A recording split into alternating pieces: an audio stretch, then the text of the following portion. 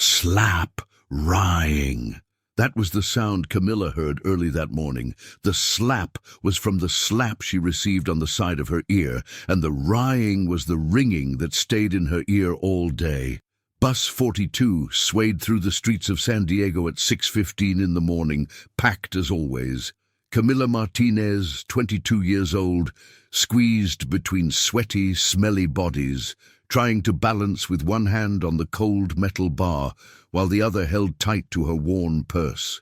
Her clear blue eyes reflected the exhaustion of another poorly slept night, thinking about the bills due at the end of the week.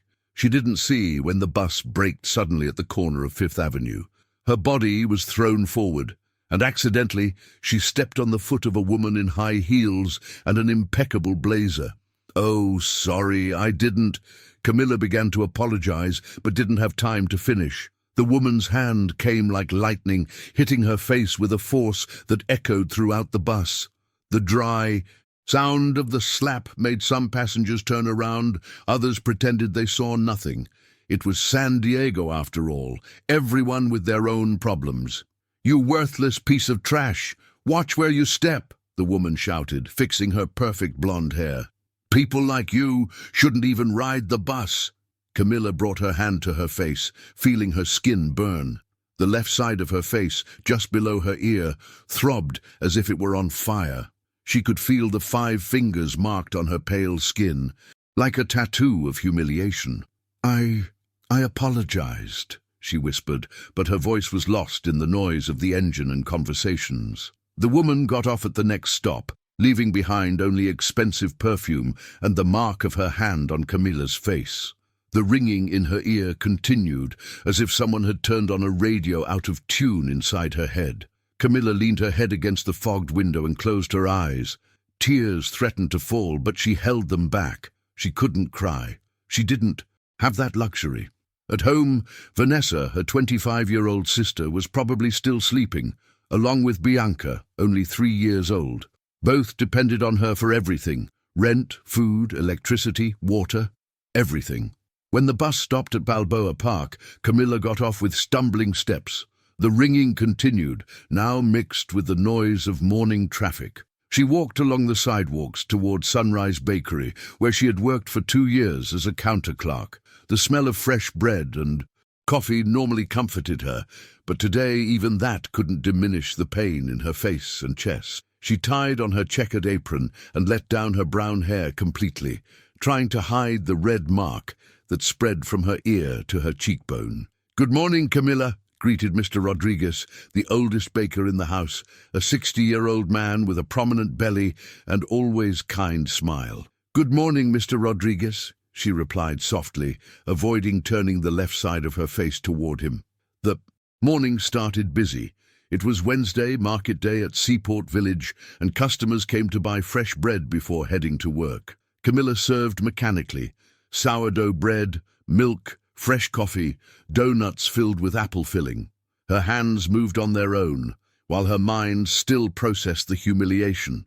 Around 9 o'clock, when the movement slowed down a bit, the bakery door opened with the tinkling of the bronze bell.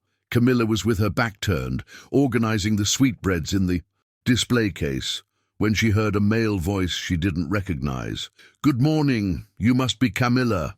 She turned slowly, keeping the left side of her face slightly turned down. The man in front of her was tall, must have been in his early 30s, well-cut brown hair and blue eyes that seemed to see beyond what they should. He wore a light blue dress shirt, no tie, and jeans. He didn't look like a regular customer. "Yes, that's me. How can I help you?" she asked, forcing a smile. "I'm Daniel Miller, the new—" He hesitated for a second. "Owner of the bakery." Camilla's heart raced. New owner. Nobody had said anything about this. Was her job safe? What if he wanted to fire everyone and hire new people? "Owner," she repeated, trying to hide her nervousness. "That's right. I bought the bakery from Mr. Thompson last week. Didn't he mention it to you guys?" Camilla shook her head. Mr. Thompson, the former owner, was a man of few words, but always fair with employees. Would this Daniel be the same? "Relax," Daniel said, as if reading her thoughts. I didn't come to fire anyone. On the contrary, I want to get to know the team better and see how I can improve things around here." It was at that moment he noticed. Camilla had been distracted for a second and turned her face completely toward him. The red mark of the 5 fingers was visible like a burn on her pale skin. Daniel's blue eyes fixed on the mark, then returned to hers. Camilla realized he had seen and quickly turned her face, pulling her hair to cover the area. "My God," Daniel murmured, taking a step forward. "What happened to you?" "Nothing," Camilla answered too quickly, which only made everything more suspicious. It was just an accident." "Accident?" Daniel didn't seem convinced. His voice became more serious, worried. "Camilla, that's a mark of—" "It's nothing," she interrupted him, feeling tears threaten to return. "Please, it's nothing." Daniel remained silent for a few seconds, studying her. His face, his blue eyes, reflected a mixture of anger and protection that Camilla couldn't understand. It was as if he knew that kind of pain. "Okay," he said finally, but it was obvious he hadn't forgotten the subject. "We'll talk about the bakery later. Now you need to take care of that on your face." "I don't need to, Mr. Daniel. I'm fine." "You're not fine. And don't call me sir, just Daniel." At that moment, Mrs. Henderson, a 70-year-old regular customer, entered the bakery. She greeted Camilla with her usual affection, but when she saw the mark on the girl's face, her expression changed completely. "Good Lord, Camilla, what's that mark on your face, dear?" Camilla felt the world collapse. Mrs. Henderson had a voice that echoed for 3 blocks and a tongue that knew no breaks. "It's nothing, Mrs. Henderson. Just nothing. That's a slap mark, dear." The lady's voice went up several tones. "Who did this to you? Was it that new boyfriend you were hiding?" "I don't have a boyfriend, Mrs. Henderson," Camilla said, desperate. "You don't have a boyfriend? Then who was it? Your husband?" "I'm not married." But Mrs. Henderson had already created her own version of the story. Daniel watched everything in silence, seeing how Camilla struggled to explain the inexplicable without revealing the humiliation she had suffered on the bus. "Dear, you need to report this.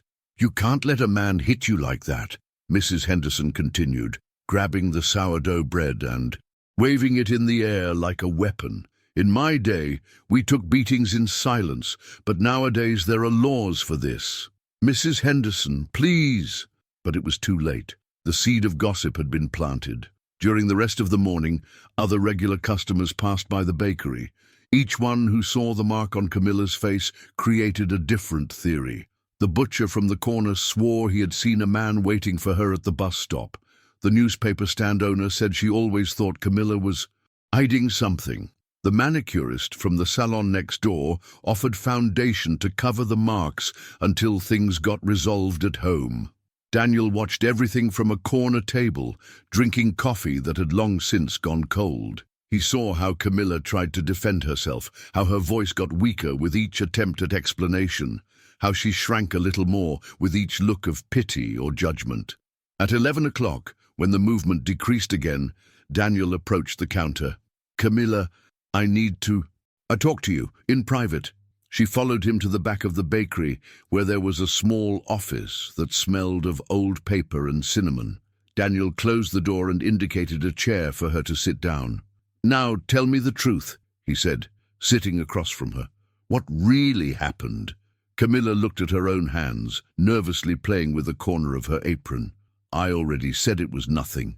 "Camilla," Daniel's voice was firm but gentle, "I saw the mark. I saw how you reacted when people asked, and I saw how you tried to hide all day. This isn't nothing." The tears she had held back all day finally began to fall. First slowly, then in a constant flow she couldn't control anymore. I was just going to work," she began between sobs. "On the bus, there were so many people. I accidentally stepped on a woman's foot and she slapped me in the face in front of everyone." Daniel clenched his fists. Camilla could see a muscle tightening in his jaw. "And why didn't you tell people that? Why did you let them think that?" "Because it's humiliating," she exploded, raising her head for the first time. Her blue eyes were red from crying so much, because getting hit by a stranger on the bus is even more pathetic than getting hit by a husband. At least someone who gets hit by a husband once had someone who wanted to marry her. The sentence came out more bitter than she intended. Daniel remained silent, processing the raw pain in those words. "Do you really think that?" he asked softly. "I don't think it, I know it." Camilla wiped her nose with the back of her hand. "Look at me, 22 years old, work in a bakery, live in a 2-room apartment with my sister and my niece, ride crowded buses every day. What kind of man would want a woman like that?" Daniel leaned forward, approaching her. "A woman who works hard to support her family. A woman who faces crowded buses every day to not miss work. A woman who has enough dignity not to accept just anything. To avoid being alone." Camilla stared at him, surprised by the intensity in his voice. "You don't know me," she whispered. "Maybe not," Daniel agreed, "but I recognize strength when I see it. And you, Camilla Martinez, are much stronger than you imagine." The ringing in her ear had stopped without her noticing. For the first time since morning, the silence in her head wasn't deafening. "Why are you being kind to me?" she asked. "You barely know me." Daniel remained silent for a long moment, as if deciding how much he could reveal. "Because I know what it's like to carry marks that others can't see," he said finally. "And because sometimes, when someone really sees you, it changes everything." Before Camilla could ask what he meant by that, someone knocked on the office door. It was Mr. Rodriguez.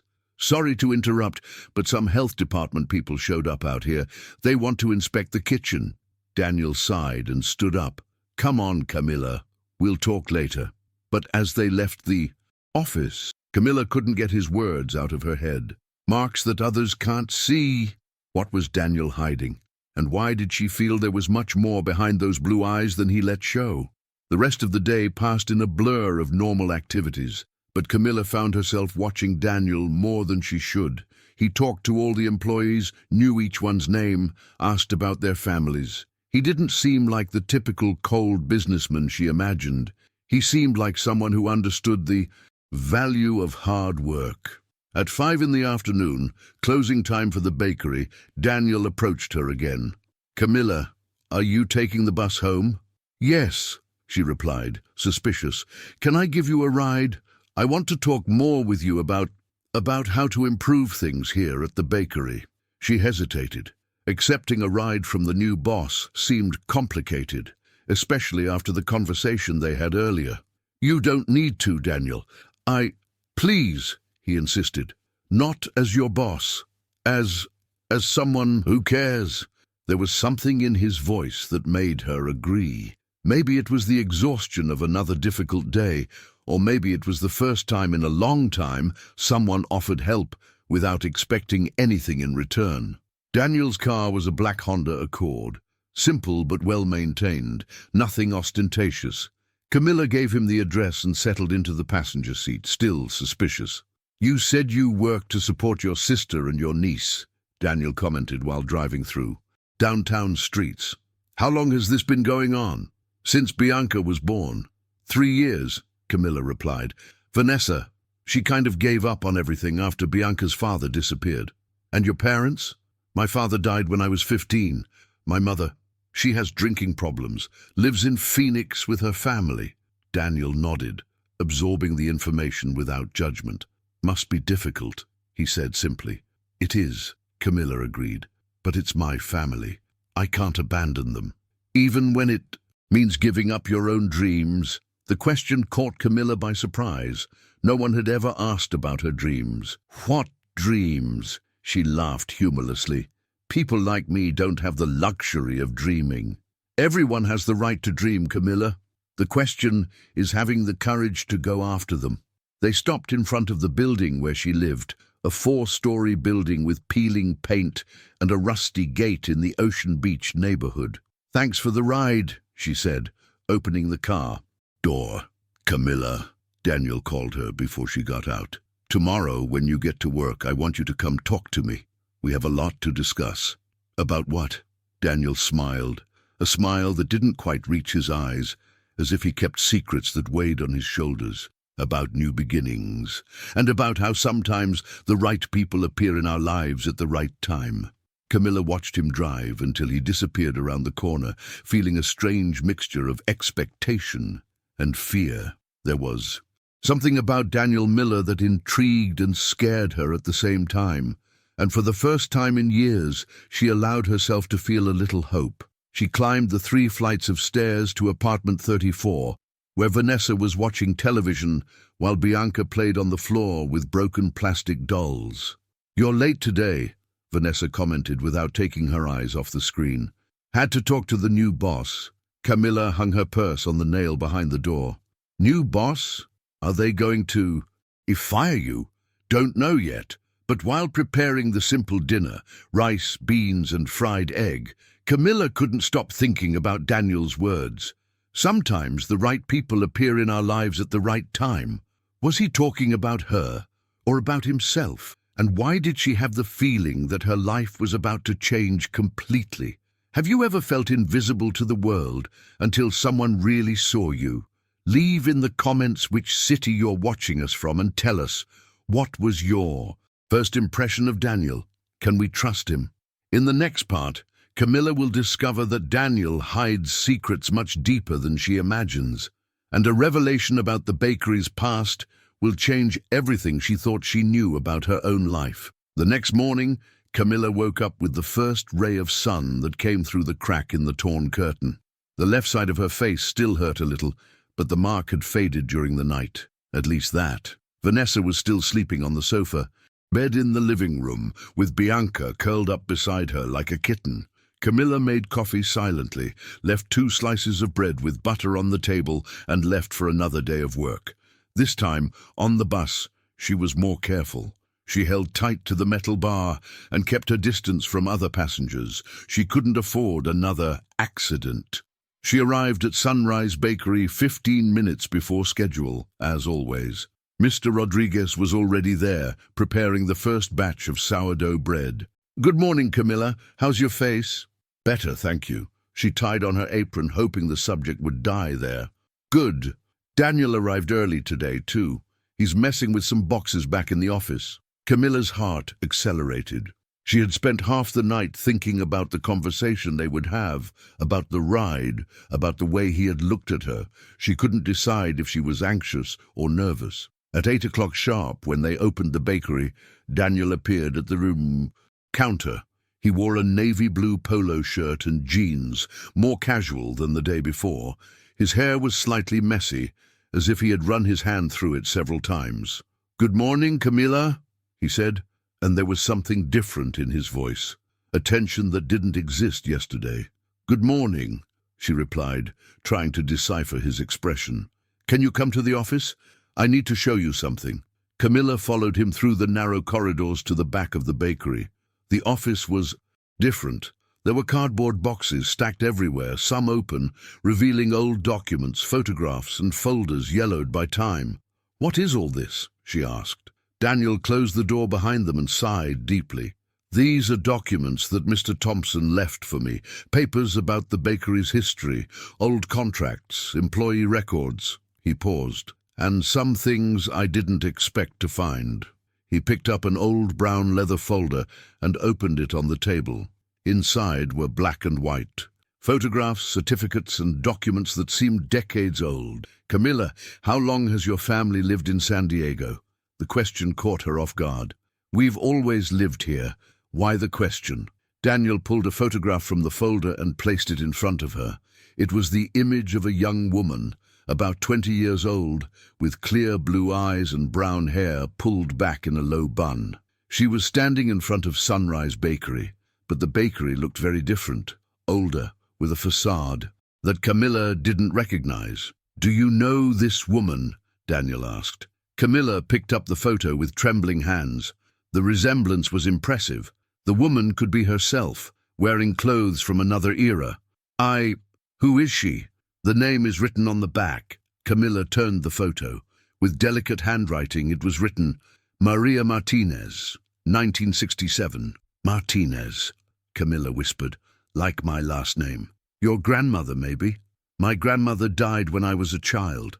My father never talked much about his family. Camilla studied the photo again. But the resemblance is frightening, Daniel completed. When I saw this photo last night, I was sure it was you, until I saw the date. Camilla looked up at him. Why are you showing me this? Daniel hesitated, as if deciding how much he could reveal. Because Maria Martinez wasn't just any employee of this bakery. She was special to the former owner. What former owner? Mr. Thompson. No, before Mr. Thompson. A man named Edward Miller. The last name made Camilla frown. Miller, like you? Edward Miller was my grandfather. The silence in the office became dense. Camilla looked alternately at the photo and at Daniel, trying to process the information. Your grandfather owned the bakery? He did, and according to these documents, Daniel picked up some papers from the folder, he and Maria Martinez had a relationship that complicated many things. What kind of relationship? Daniel pulled out another document. It was an old birth certificate with worn stamps. Maria had a son in 1968. The father is listed as unknown, but there are some letters here that suggest Edward was the real father. Camilla felt the ground open beneath her feet. You're saying that? I'm saying it's possible we're distant relatives, very distant, but relatives. How is this possible? Camilla stood up abruptly, knocking over the chair. My father was named John Martinez. He was a bus driver. John could have been Maria's son. That would make him my father's half-brother. Camilla began pacing back and forth in the cramped office. No, this doesn't make sense. If it were true, why didn't anyone ever tell me anything? Because in the 60s, Camilla, things were different, Daniel said gently. Edward was married, had a family. An affair with an employee would be a scandal. An affair, she repeated, the word sounding bitter in her mouth. So my possible grandmother was your grandfather's. Mistress, is that it? I don't know the details. I only know she left the bakery in 1968, pregnant and never came back. Camilla stopped walking and leaned on the table. Why are you telling me this now? Why dig up this whole story? Daniel stood up and went to her, but kept a respectful distance. Because when I bought the bakery, it wasn't by chance. I came looking for answers. Answers to what? My mother died 3 years ago, Daniel said, and his voice became lower. Suicide, according to the official report. But before she died, she was obsessed with our family's history. She said there were secrets, that my grandfather had done terrible things. Camilla felt a chill in her stomach. What kind of things? She never managed to tell me. But I found some notes from her, fragments of conversations she had with old people from the area. The name Maria Martinez appeared several times. And you think I have something to do with this? I think you might be the key to discovering the truth. Daniel opened another folder and took out a sealed envelope with "For Daniel" written by hand. My mother left this for me. I only opened it last night after meeting you. He opened the envelope and took out a handwritten letter. The handwriting was shaky, like someone who was in a hurry or very nervous. What does it say? Camilla asked. Daniel read aloud. My dear Daniel, if you are reading this, it's because you finally decided to look for the truth. Your grandfather Edward wasn't the man everyone thought he was. He destroyed lives, separated families, and the weight of that followed me throughout my life. Maria Martinez was just one of the victims. She didn't leave because she wanted to. She was expelled. And her son grew up without knowing who his real father was. If you can find her family, if you can find the truth, maybe you can do what I never could. Ask for forgiveness on behalf of our family. Some wounds only heal when they're exposed to light. Look for Maria. Look for her descendants. And when you find them, tell the truth, all of it. With love and remorse, your mother. Camilla had stopped breathing. When Daniel finished reading, silence returned to dominate the office. My God, she finally whispered. Camilla, I know this is a lot to process at once. You came after me, she interrupted him, her voice coming out rougher than intended. You didn't buy the bakery by chance. You knew I worked here.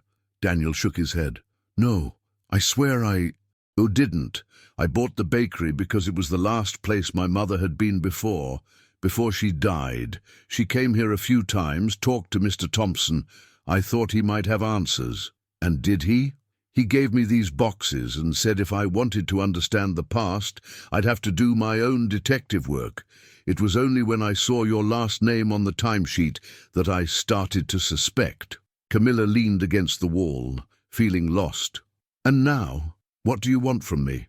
I want you to help me discover the truth about Maria, about my grandfather, about what really happened. What if I don't want to? What if I prefer to leave the past buried? Daniel took another step closer. Then I'll respect your decision. But Camilla, he hesitated. Don't you want to know about your family, about where you came from? The question hit the mark. Camilla had always felt displaced, without roots, without a story that made sense. Her father spoke little about the past. Her mother was always too drunk for serious conversations. She had grown up with the feeling that there were important pieces missing in her life. Even if we discovered something, what would that change? She asked. My grandmother is dead. Your grandfather too. My father is dead. Your mother is dead. There's no one left to forgive or ask forgiveness from. But there's you, Daniel said softly. And there's me. And maybe this explains why we met. What do you mean? Think about it. Daniel took another step. Closer, his blue eyes fixed on hers. Of the hundreds of bakeries in San Diego, I buy exactly this one. Of the various employees who could have been working yesterday, you were here. And of all the mornings you could have been late or absent, you were here exactly when I showed up. Camilla felt a shiver run up her spine. You're talking about destiny? I'm talking about possibilities, about second chances, about maybe the universe trying to fix something that was broken a long time ago. Before Camilla could respond, someone knocked on the office door. It was Mrs. Henderson, and her voice echoed through the hallway. Camilla! Where are you, dear? I came to get my cinnamon roll. Daniel and Camilla looked at each other. The real world was calling them back. Let's go, Daniel said, but this conversation isn't over. I know, Camilla replied, carefully putting Maria's photo in her apron pocket. The rest of the morning passed in a blur. Camilla served customers mechanically, but her mind was completely absorbed by the revelations. Every time she looked at Daniel, who had spent the day organizing old papers and talking to suppliers, she felt a strange mixture of curiosity and fear. Around noon, when the bakery was emptier, Daniel approached the counter again. Camilla, I need to go out to take care of some things. I'm going to the courthouse. See if I can get more information about your father's birth certificate. You're really going to do that? She asked, surprised. I am. Unless you ask me to stop. Camilla looked at her own hands, weighing the decision. What if we discover bad things, things that were better not to know? Then at least we'll know the truth, and you can decide what to do with it. After Daniel left, Camilla was alone with her thoughts and the photo in her pocket. During lunch, she called Vanessa. Van, I need to ask you something about Dad. What now, Camilla? I'm trying to get Bianca to eat. Do you remember him ever talking about Grandma? About his mother? Old Maria? She died when we were little. Why? Camilla's heart raced. Vanessa, do you remember her full name? I don't know, Camilla. Maria something. Maria Martinez, I think. Why these weird questions? Nothing, just curiosity. But when she hung up the phone, Camilla knew it wasn't curiosity. It was confirmation. Maria Martinez had really existed. She had been her grandmother. And now she was in the middle of a story that had begun long before she was born. At 3 in the afternoon, Daniel returned with a folder under his arm and a serious expression on his face. I got it, he said simply. What? Your father's birth certificate and some other things. They went back to the office and Daniel opened the folder on the table. John Martinez, born March 15th, 1968. Mother, Maria Martinez. Father, not declared. So it's true, Camilla whispered. There's more. Daniel pulled out another document. I also found Maria's death record. She died in 1995, but before that, she worked as a janitor in various places around the city. 1995. I was 12 years old, and here's the interesting part. Daniel showed a letterhead paper. 3 months before she died, Maria sought out a lawyer. She wanted to make a will. A will?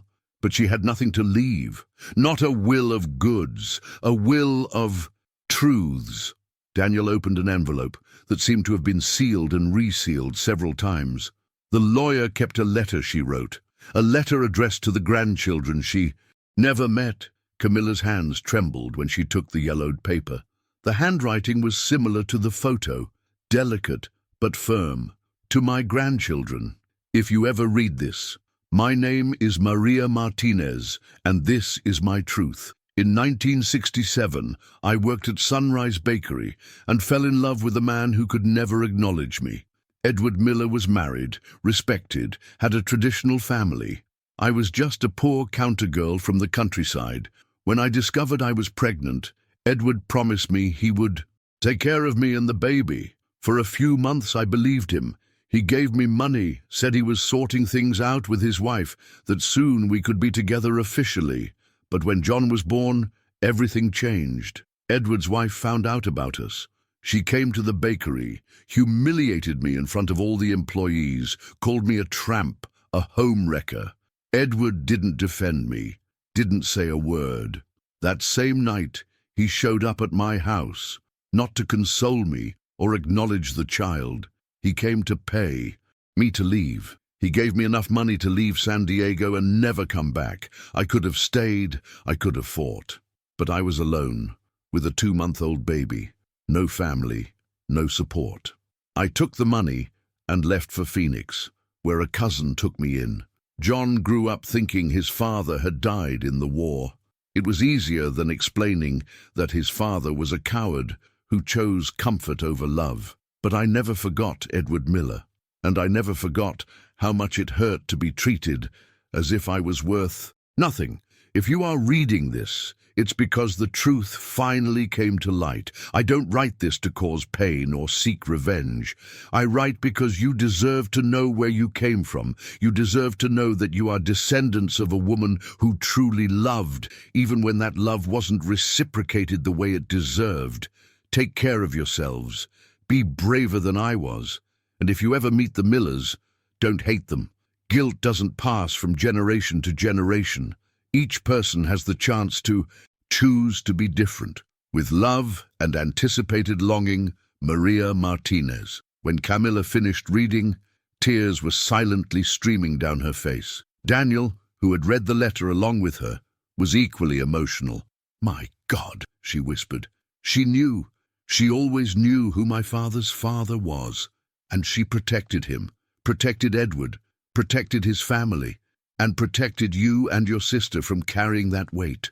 Camilla carefully folded the letter. Your mother was right. Your grandfather was a coward. He was, Daniel agreed, and throughout my life, he was painted as a man of integrity, a respected businessman, a good husband. And now I know the truth. And I can do what my mother couldn't do. What? Daniel stood up and went to the small window in the office, which faced the alley behind the bakery. Ask for forgiveness. On behalf of my family, ask forgiveness from yours. Camilla remained silent for a long moment. I don't know if I want your forgiveness. Daniel, he turned, surprised. What do you mean? You didn't do anything wrong. I didn't do anything wrong. Our parents didn't do anything wrong. Why should we carry the guilt of people who are already dead? Daniel came back closer to her. Then what do you want? Camilla stared at him, her blue eyes shining with a determination she didn't know she possessed. I want my grandmother's story to be told right. I want people to know she wasn't a tramp or a homewrecker. She was a woman who loved and was abandoned. How do you plan to do that? I don't know yet, but I'll figure it out. Daniel smiled, and for the first time since they met, the smile reached his eyes completely. Can I help you? Why? Why is this important to you? Because... Daniel hesitated, as if deciding how much he could reveal. Because when I look at you, Camilla, I see someone who deserves to have her story told right too. What do you mean? You're not just Maria Martinez's granddaughter. You're a strong, brave woman who works hard to take care of her family. You're someone who faces crowded buses every day, who endures humiliation but doesn't lose dignity, who carries the world on her shoulders but doesn't complain. Camilla felt her face get warm. You don't know me well enough to say that. Maybe not, Daniel agreed, taking another step closer. But I'd like to know you. The air in the office became dense. Camilla could smell his aftershave, could see the small lines around his blue eyes, could hear his slightly accelerated breathing. Daniel, she began. I know all this is complicated, he said quickly. I know we're technically distant relatives. I know I'm your boss.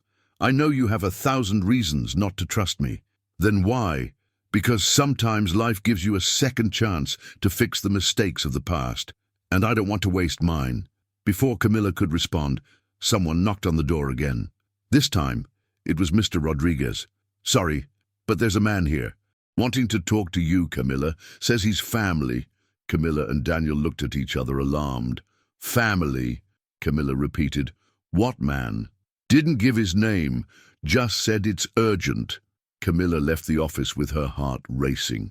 In front of the bakery, leaning against a luxurious black car, was a man about 50 years old, graying hair, expensive suit, and a serious expression on his face. When he saw her, his eyes widened. My God, he whispered, you look just like her. Just like who? Camilla asked, but deep in her heart she already knew the answer. Like Maria. You must be her granddaughter. And you are? The man extended his hand. Charles Miller, Edward Miller's son, and apparently your uncle. Camilla's world spun. Behind her, Daniel had come out of the office and stopped in the middle of the hallway. Shocked. Dad? He said, his voice coming out in a whisper. What are you doing here? The silence that followed was deafening. Charles Miller stared at Camilla as if he were seeing a ghost. Daniel remained standing in the hallway, torn between surprise at seeing his father and fear of what his presence there could mean. Dad, Daniel repeated, this time louder. How did you know I was here? Charles didn't take his eyes off Camilla. I have my contacts, Daniel. When I found out you had bought this bakery, I thought it was just coincidence.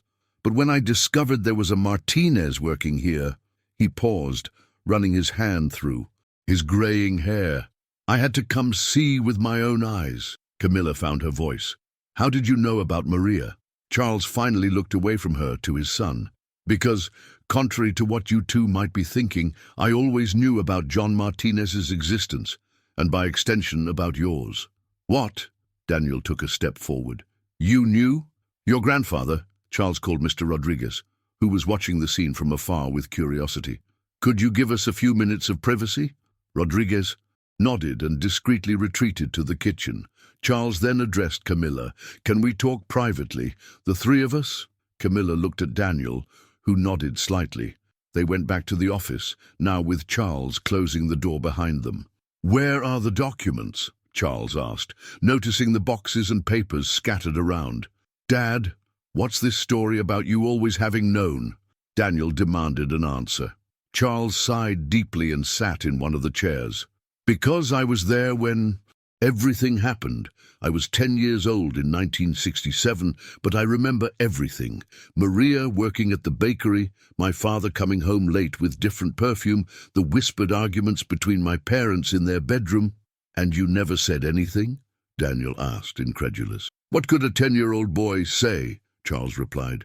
But I saw everything, Daniel. I saw when Maria left the bakery pregnant. I saw my mother cry for weeks. I saw my father become an even more closed and bitter person. Camilla, who had remained silent, finally spoke. Did you know my grandmother? Charles turned to her, and there was something that seemed like remorse in his eyes. I did, yes. Maria was special, kind, hard-working, always smiling. It was impossible not to like her. Then why didn't you do anything when your father expelled her? Because I was a child, Charles exploded, then controlled himself. Sorry, it's just that this story has haunted me for decades. Daniel leaned forward. Dad, why? Didn't you ever tell me this? All these years you let Mum carry this guilt alone. Your mother knew? Charles seemed genuinely surprised. She left a letter, talking about Grandpa's secrets, about how it tormented her. Charles closed his eyes and massaged his temples. I thought I had managed to protect you from this story. Protect? Camilla stood up, indignant. Protect from what? From the truth. From guilt.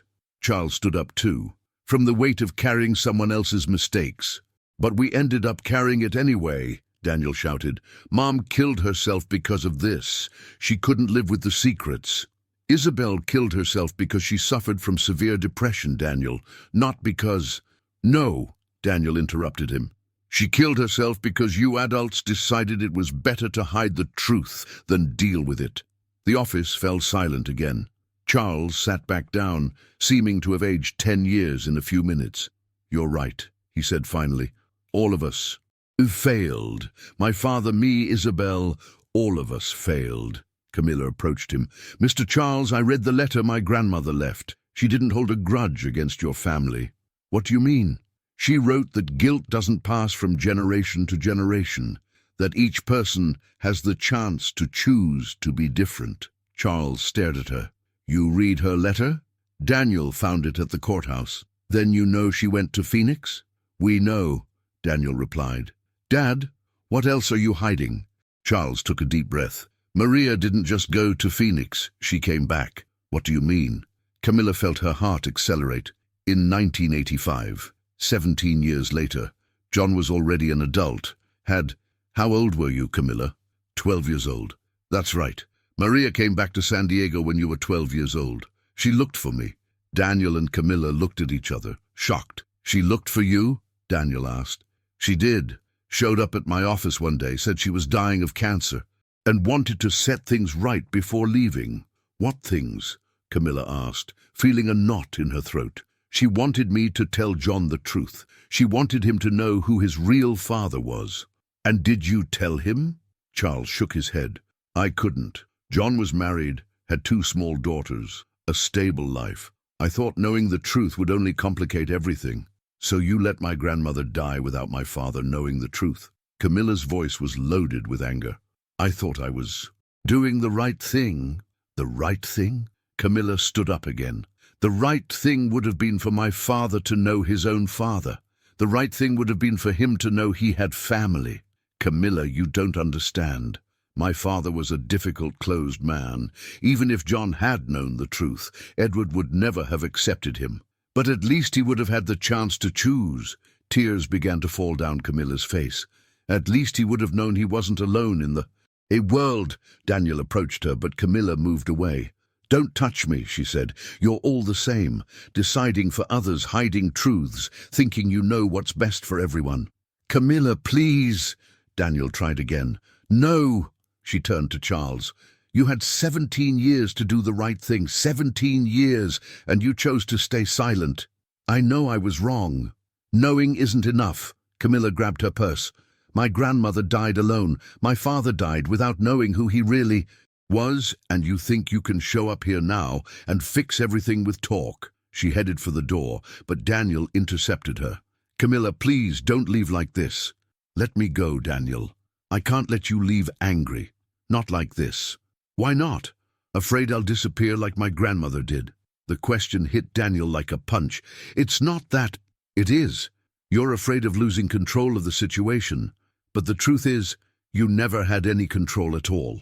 Camilla pushed Daniel and left the office, crossing the bakery with quick steps. Charles and Daniel followed her.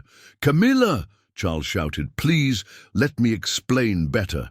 She stopped at the bakery door and turned around. Explain what?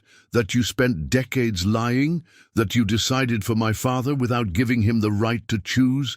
That my grandmother begged you to do the right thing and you refused? Maria didn't beg, Charles began. I don't care what you want to call it. The fact is, she came to you, sick, about to die, asking for one simple thing, for the truth to be told. And you denied that to her. Charles lowered his head. You're right. I was a coward, just like my father. At least in that you're honest. Camilla left the bakery, and began walking quickly down Fifth Avenue. Daniel followed her. "Camilla, wait." "No, Daniel, I need to think." "Then let me go with you. You don't have to be alone." "I've always been alone." She turned to him, tears flowing freely now. "Always. Taking care of my sister, my niece, working to support everyone. And now I find out I could have had a family, that my father could have known his own father." "Camilla, you don't understand," she sobbed. "My whole life I felt incomplete, like there were pieces missing. And now I know there really were, and that your family took that away from me." Daniel approached slowly. "My family took it away, not me." "It doesn't matter, you're one of them." "No, I'm not. I'm here trying to fix things. I'm trying to do differently." "Why should I believe you?" "Because," Daniel stopped right in front of her, "you can see in my eyes that I'm telling the truth." Camilla stared at him.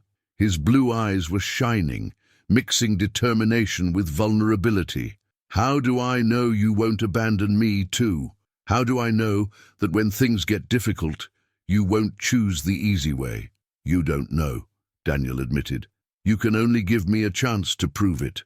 "A chance for what?" "To do differently, to be different." They stood there in the middle of the busy street, staring at each other. People passed around them, but it was as if they were in a bubble. "I don't know if I can trust you," Camilla whispered. "I know," Daniel said, "but I'll be here every day, proving that you can." Camilla wiped her tears with the back of her hand. "And your father, is he going to stay around too, deciding what's best for me?" "No, I'll talk to him. Make it clear that the decisions now are yours. And if I decide I don't want to, know anything more about this, that I want to forget this whole story, then I'll respect your decision. And if I decide I want to know everything, that I want to discover every detail of what happened, then I'll help you discover it." Camilla studied him for a few more seconds. "I need to go home. I need to think about all this. Can I give you a ride?" "No, I need space." "Okay. But Camilla," Daniel hesitated, "will you come back tomorrow? I need to work. I need the money. It's not about work. It's about us. About this conversation, about everything." Camilla began to walk away. "I don't know, Daniel. I really don't know." She turned and walked toward the bus stop, leaving Daniel standing on the sidewalk. When she looked back, he was still there, watching her leave. On the bus ride home, Camilla leaned her head against the window and closed her eyes. In 24 hours, her life had been turned upside down. She had discovered she had a family she never knew, that her grandmother had been stronger than she imagined, and that maybe she wasn't as alone in the world as she always thought. But she had also discovered that people you trust can keep secrets that change everything, and that sometimes the people who should protect you are the same ones who hurt you the most. When she got home, Vanessa was in the kitchen trying to get Bianca to eat. "You're early today," Vanessa commented. "Yeah, difficult day. Did that new boss give you trouble?" Camilla sat at the table and picked up Bianca. "Van, I need to tell you something about our family." "What family? It's just us three." "It's not. At least it wasn't." Camilla told everything. About Maria's photo, about the documents, about Charles Miller and the story of Grandfather Edward. Vanessa listened in silence, with wide eyes. "Wait," Vanessa said when Camilla finished. "You're telling me our father was the son of a rich man and never knew?" "I am. And this Daniel is our, what, cousin? Third cousin, something like that." Vanessa got up and started walking around the small kitchen. "My God, Camilla, this means that—" "What?" "That we were always rich and never knew." Camilla frowned. "What do you mean?" "Well, if Dad's father was rich, then Dad had a right to inheritance. And if Dad had a right, then we do too. Vanessa, it doesn't work like that, doesn't it?" Vanessa's eyes shone with a greed Camilla had never seen before. "Camilla, you need to sue this family. You need to demand our rights." "Our rights to what?" "Edward Miller died decades ago, and even if he had left something, he never acknowledged Dad as his son. But now we have proof. We have the documents." "Vanessa, stop. It's not about money." "Isn't it?" Vanessa approached her. "Camilla, You worked like a condemned woman for years to support this house. Bianca needs things we can't give her. I need to go back to school, take a course, something. If we have a right to an inheritance, we don't have a right to anything. Camilla stood up, scaring Bianca. And even if we did, I wouldn't want their money. Why not? Because it would be like accepting that what they did to our grandmother was right. Camilla, Grandma Maria is dead. She's not coming back. But we're here, living in misery, when we could be living well. We don't live in misery, don't we? Vanessa pointed to the small apartment, to the noisy refrigerator, to the sofa bed where she slept with her daughter. What is this, then? Camilla took Bianca back and calmed her down. It's our home, it's our life, and it may not be perfect, but it's honest. Honest? Vanessa laughed humorlessly. What honest life is this where you kill yourself working and never manage to save money? Where I can't even dream of going back to school because there's no one to leave Bianca with? Van. No, Camilla. For the first time in our lives, we have a chance to improve our situation, and you want to throw it away because of pride? It's not pride. It's dignity.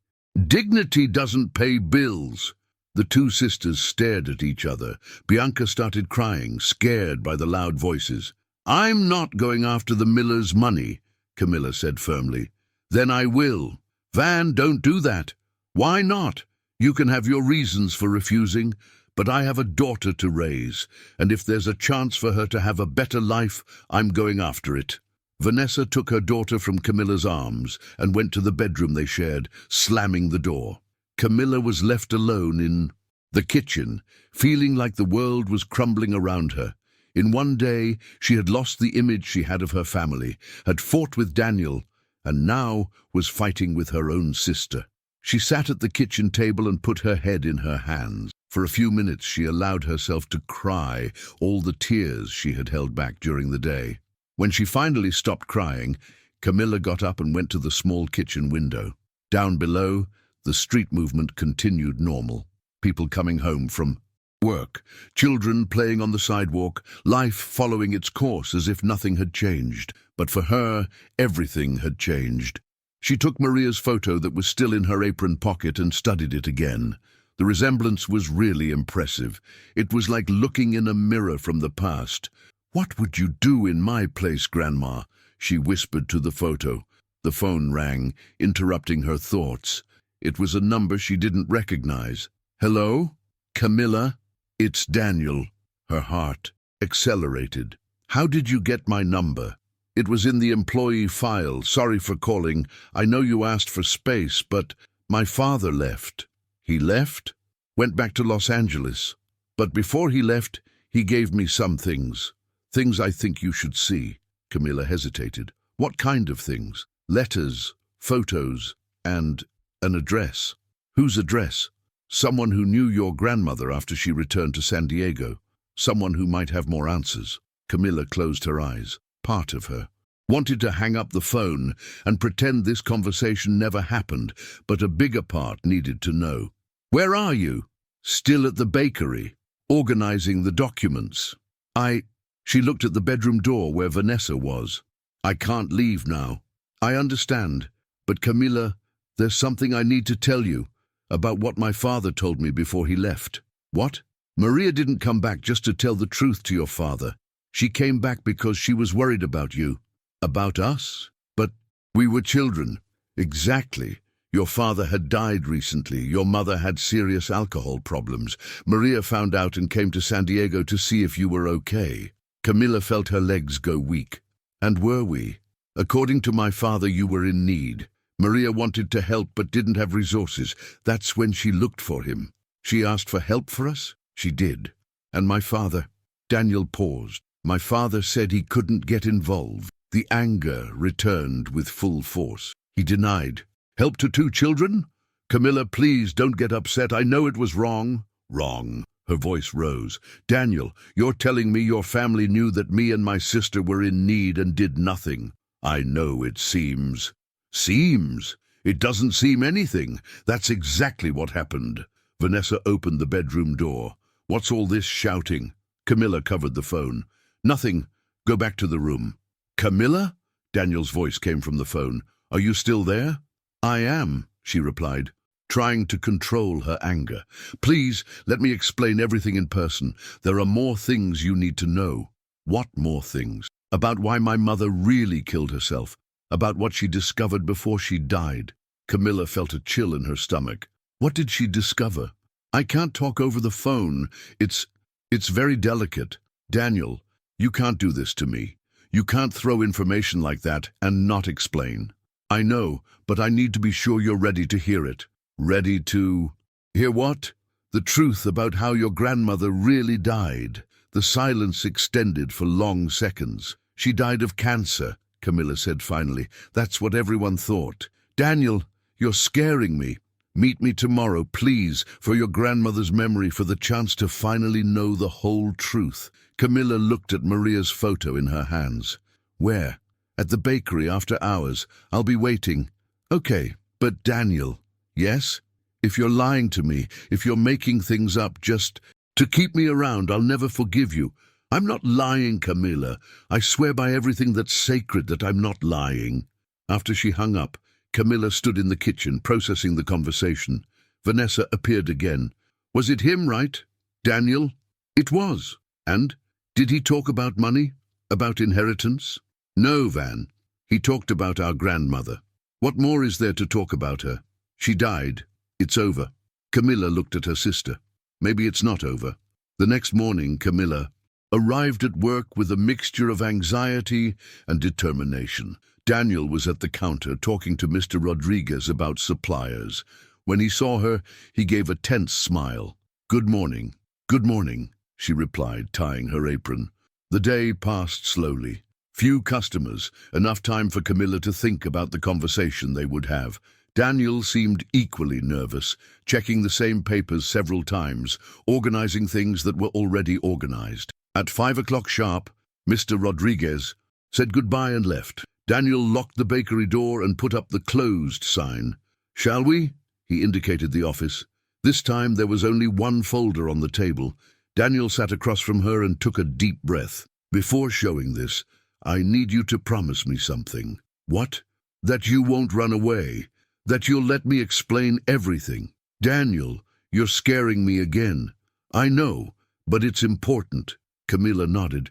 "Okay, I promise." Daniel opened the folder and took out a document that seemed to be a medical report.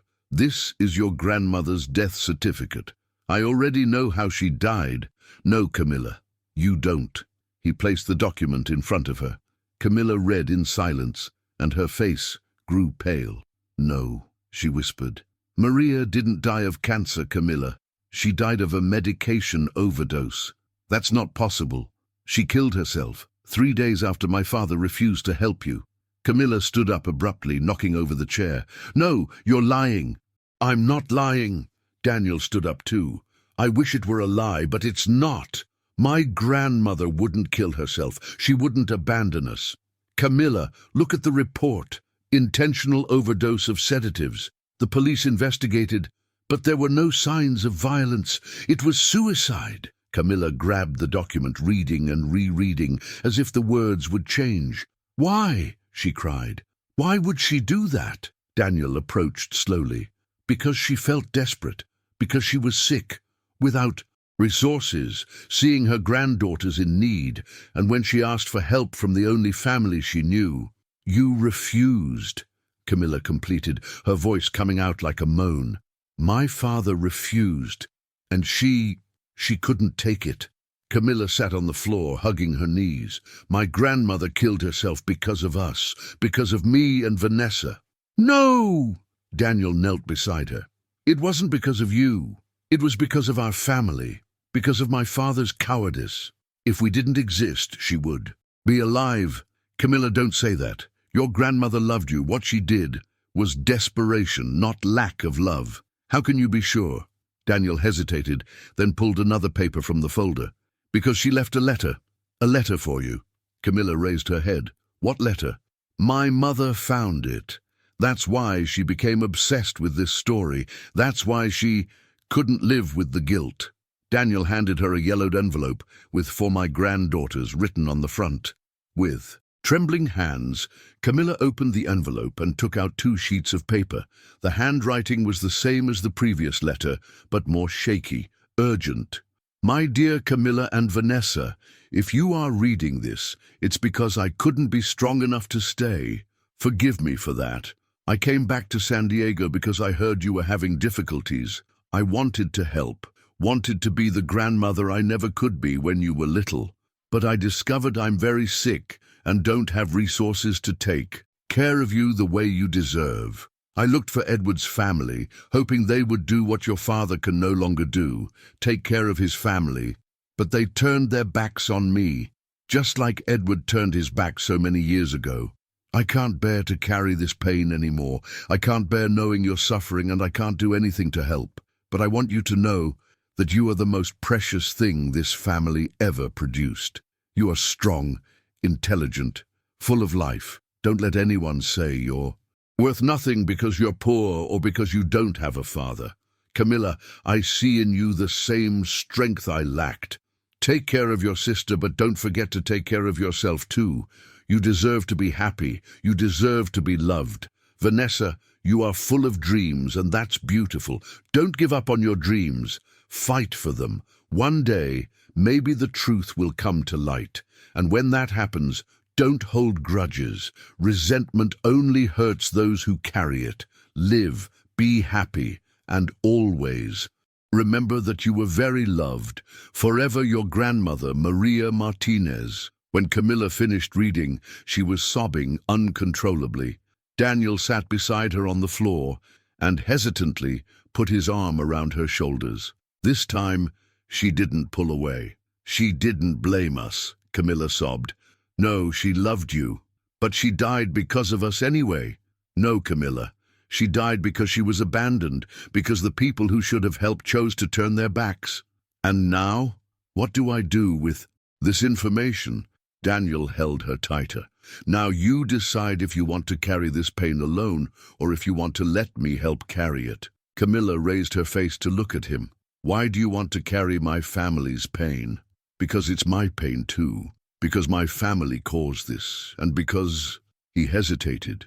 Because what? Because when I look at you, I see someone who deserves to have someone by her side. Someone who won't turn their back when things get difficult. You barely know me. I know enough, Daniel said, wiping a tear from her face with his thumb.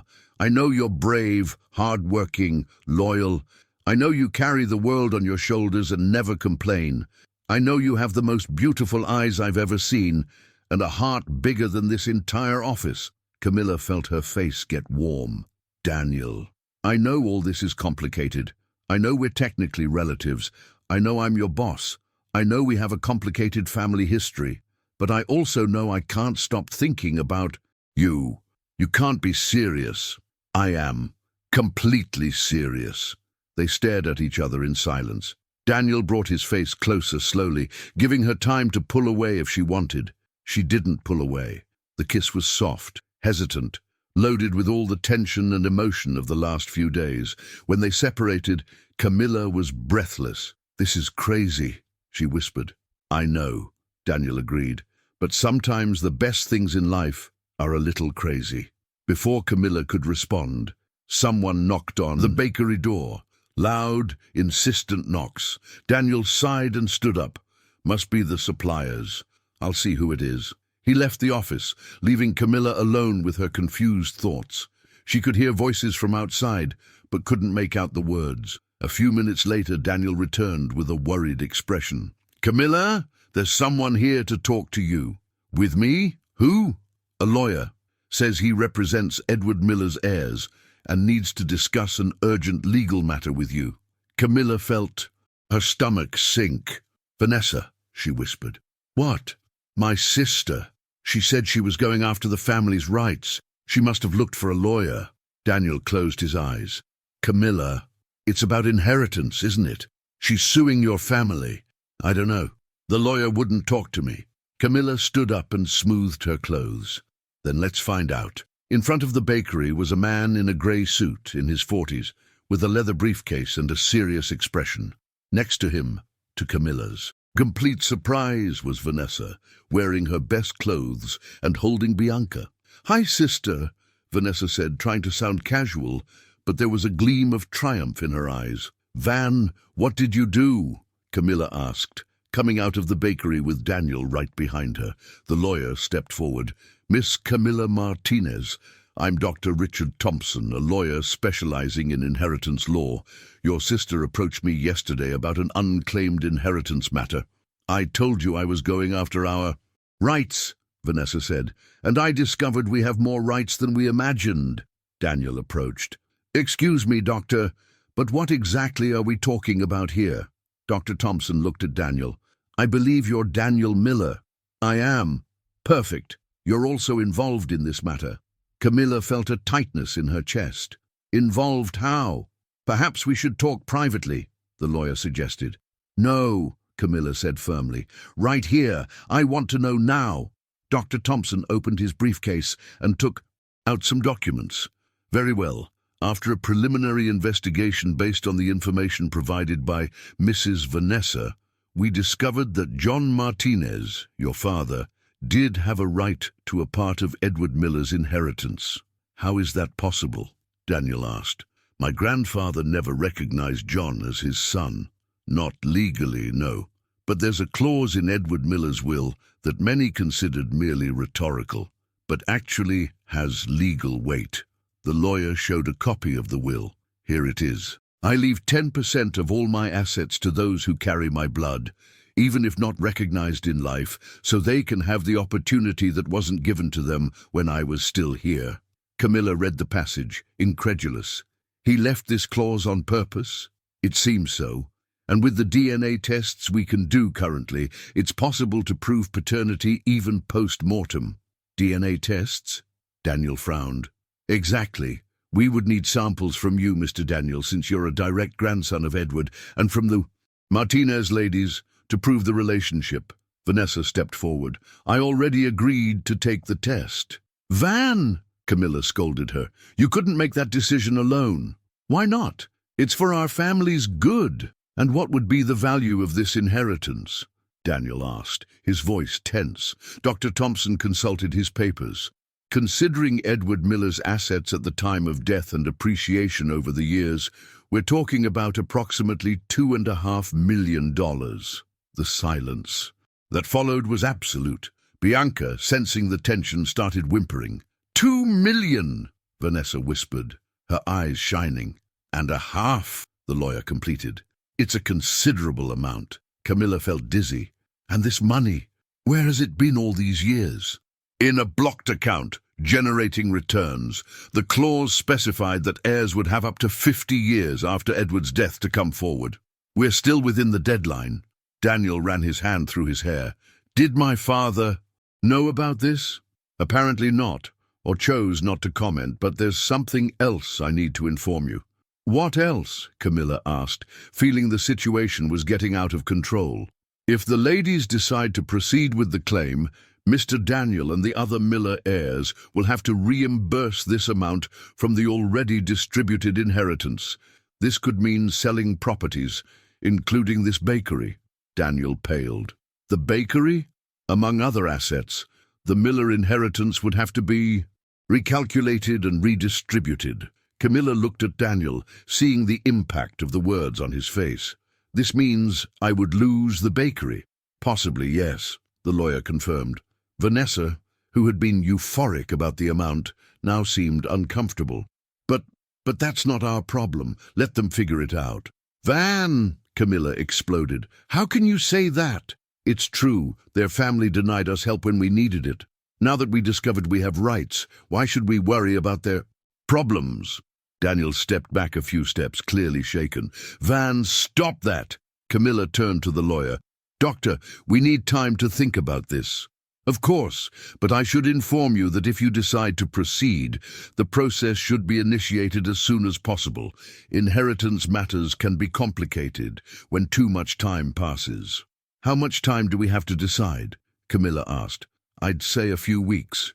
No more than that." After the lawyer left, the four remained standing on the sidewalk in silence. Bianca had fallen asleep in her mother's arms, oblivious to the tension that dominated the group. "Van, you need to explain to me why you did this without consulting me," Camilla said. "Because I knew you would refuse, that you would worry more about their feelings than about our future.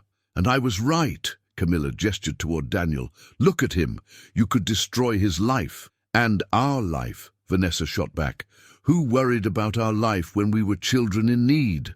Daniel, who had remained quiet, finally spoke. "Vanessa is right." The two sisters turned to him, surprised. "What?" Camilla asked. "She's right. My family didn't worry about you when they should have. Why should you worry about us now?" "Daniel, don't say that." "It's the truth, Camilla. You have a right to this inheritance, a right to a better life. And if that means I'll have to sell the bakery and start over, it's the truth, Camilla. You have a right to this inheritance, a right to a better life. And if that means I'll have to sell the bakery and start over from scratch, then that's what will happen." "You're not serious," Camilla said. "I am, completely serious." Vanessa seemed not to believe what she was hearing. "You mean you won't fight against us?" "I won't. Actually," Daniel hesitated, "actually I'm going to help you get what's rightfully yours." "Why?" Camilla asked, confused. "Because it's the right thing to do. Because it should have been done a long time ago. And because maybe it's the only way to compensate, at least a little, for what my family did to yours." Vanessa adjusted Bianca in her arms. "Good. So it's decided. We're going ahead with the process." "No," Camilla said. "What do you mean, no?" Vanessa got agitated. "Camilla, we're talking about $2.5 million. With that money, I can go back to school, Bianca can have a good education, you can stop killing yourself working, and Daniel loses everything. That's his problem." "No, Van, it's our problem too." Camilla turned to Daniel. "You said you would help me discover the truth about our family, remember?" "I remember." "Then help me discover something. Was there another way for Edward to have left this money? Another way that wouldn't harm the direct descendants?" Daniel reflected. "I don't know. I'd have to see the complete will, talk to other lawyers. Then that's what we're going to do. We're going to find out if there's a way for everyone to win." "Camilla, this could take months," Vanessa protested. "Then we'll wait months. And meanwhile, we continue living in misery." "We don't live in misery, Van. We live with dignity." Vanessa shook her head, frustrated. "You're crazy. Completely crazy." "Maybe, but that's how I want to do it." Vanessa looked at Daniel. "And you? Are you going to accept this craziness from her?" Daniel looked at Camilla with an expression that mixed admiration and something deeper. "I'll accept whatever she decides." "Why?" Vanessa insisted. "Because..." Daniel hesitated, then decided to speak the truth. "Because I'm in love with her." The silence that followed was different from the others. It was loaded with surprise, tension, and strange energy. "In love," Vanessa repeated. "You've known each other for 3 days." "Sometimes 3 days are enough," Daniel said, not taking his eyes off Camilla. "Daniel," Camilla whispered, "I know it's early to say this. I know everything is complicated, but I can't pretend I don't feel it." Vanessa looked from one to the other. "This is surreal. You're relatives." "Third cousins," Daniel corrected. "It's legal." "It may be legal, but it's weird." Vanessa shook her head. "Camilla, you can't be seriously considering this." Camilla looked at Daniel, at Vanessa, at Bianca sleeping. "I don't know what to think about any of this." "Then let's take it slow," Daniel suggested. "No pressure. Let's first resolve the inheritance issue. Discover the complete truth about our families, and then we'll see what happens." "And if during this investigation we discover more bad things?" Camilla asked. "What if we find out it's better to leave the past buried?" "Then we leave it. But at least we'll know we tried to do the right thing." Vanessa sighed, clearly irritated. "You two are being ridiculous. You're putting sentimentality ahead of a real opportunity to change your life. Van, please try to understand." "No, Camilla, you need to understand. I have a daughter to raise. I can't afford to do investigations about dead people. I need this money." "What if I say I'll give up my part for you?" Camilla asked. "What do you mean?" If we find a way to get the inheritance without harming Daniel, I give up my half. You keep everything." Vanessa stared at her. "You would do that?" "I would. If that guarantees you and Bianca have a better future and Daniel doesn't lose everything."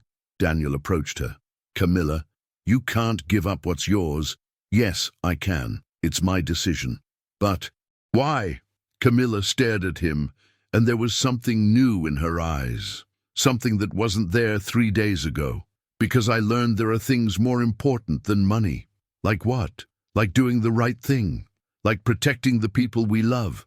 Like building something new instead of just destroying what already exists." Daniel smiled, that smile that reached his eyes. "Are you sure?" "I am. And you? Are you sure you want to get into this whole mess?" "I am. Absolutely." At both of Vanessa and shook her head. "You're impossible, but—" She hesitated.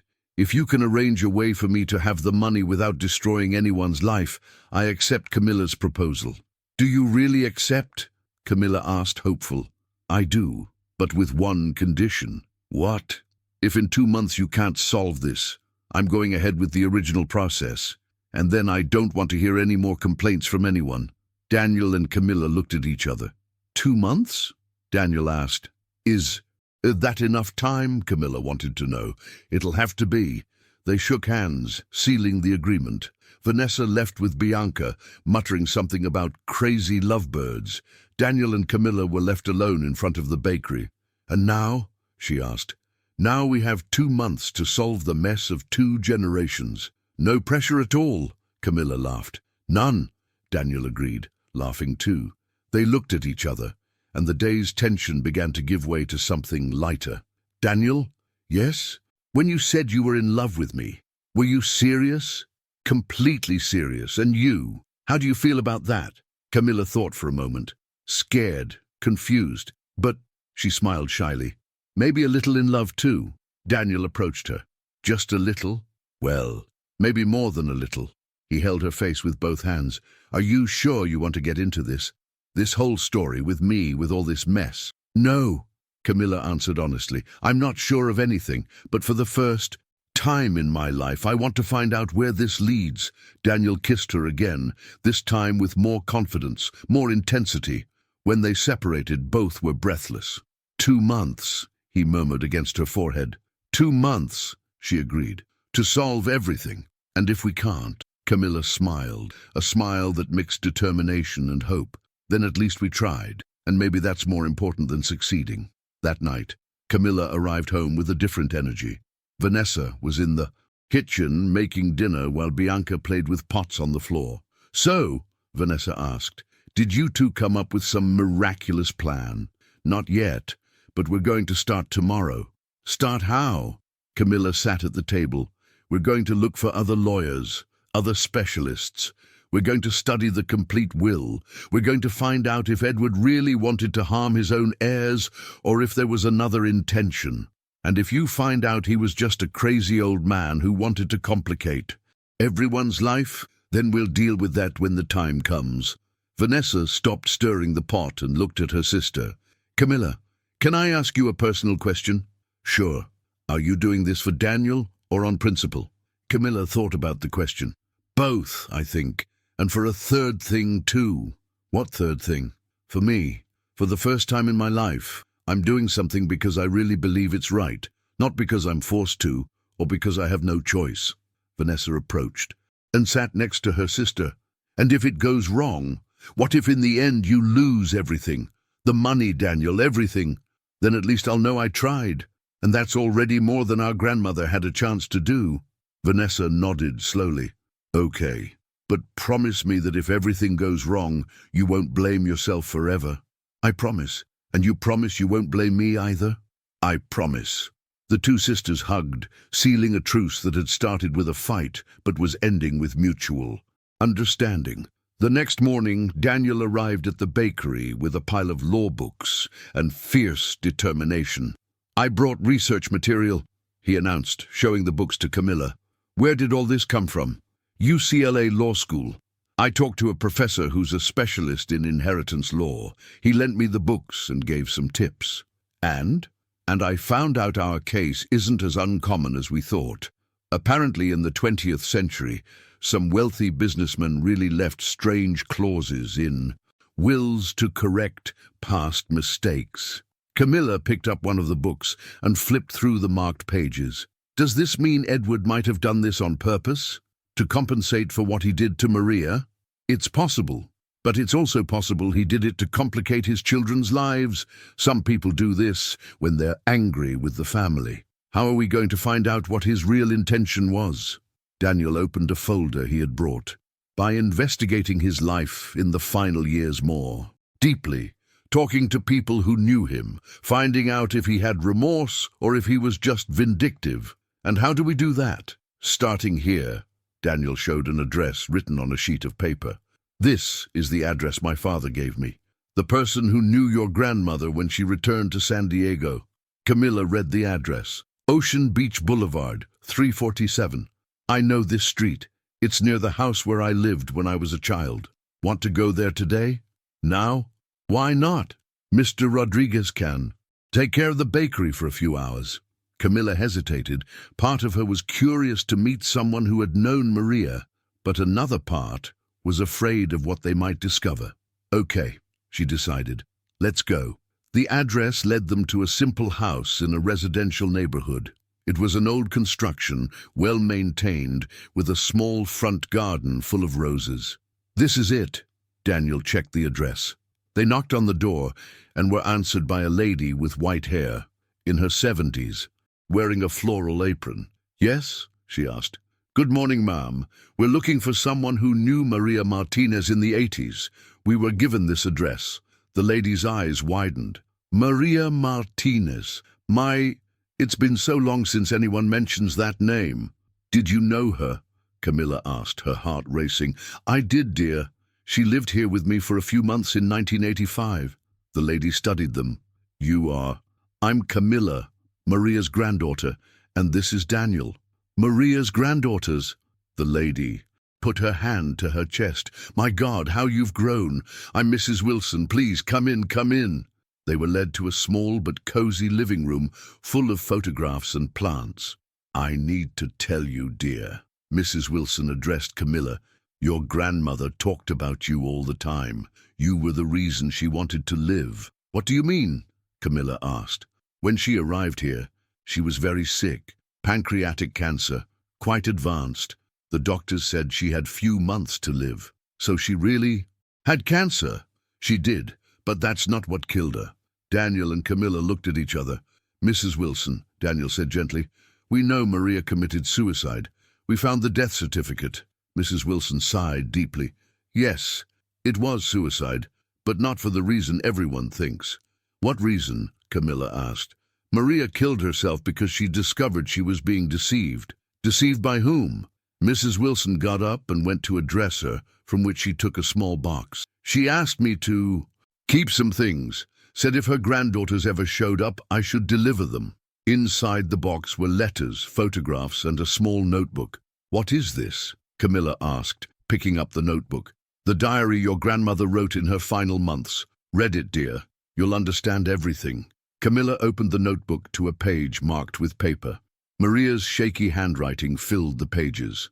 September 15th, 1985.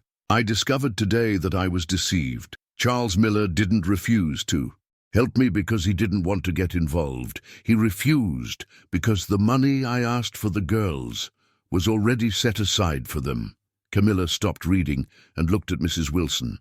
What do you mean, already set aside? Keep reading, dear. Edward left specific instructions in the will, not just the clause about the 10%, but detailed instructions on how this money should be used to take care of unrecognized descendants. Charles knew this, always knew, and still told me he couldn't help. Daniel ran his hand through his hair. My father lied. He knew about the money and lied to Maria. Continue, Mrs. Wilson encouraged. I talked today with the lawyer who handled Edward's will. He explained that Edward, in his final years, was obsessed with the idea of fixing his mistakes. He knew John was his son, always knew, and regretted having expelled me. The lawyer said Edward even looked for me and John several times, but never found us. He left the will with the clause because he hoped that one day someone in the family would discover the truth and do what he didn't have the courage to do in life. But Charles decided it was better to keep the secret, decided that John and the girls didn't deserve to know the truth or receive what was theirs by right. I can't live knowing my granddaughters are in need when there's money that should be theirs. And I can't live knowing that another generation of Millers chose to abandon us. Camilla closed the notebook, tears streaming down her face. Edward wanted to do the right thing. It was Charles who was preventing it. Yes, Mrs. Wilson confirmed. Your grandmother was devastated when she found out. She felt she had been betrayed twice by the same family. Daniel was visibly shaken.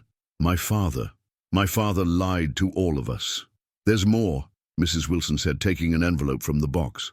Maria wrote a letter to Edward before she died, a letter that was never delivered. To Edward, but he was already dead. To his grave. She was going to take it to the cemetery the next day, but died before that. Mrs. Wilson handed the letter to Camilla. The envelope was sealed, with "For Edward Miller" written on the front. Do you think we should open it? Camilla asked. I think she would like you to read it, Mrs. Wilson replied. Especially you, dear. You have the right to know what your grandmother wanted to say. With trembling hands, Camilla opened the envelope. Edward, I know you're no longer here to listen to me, but I need to say these things. I discovered today that you tried to do the right thing, that you left money for John and the girls, that you regretted what you did to me. I want you to know that I forgave you a long time ago.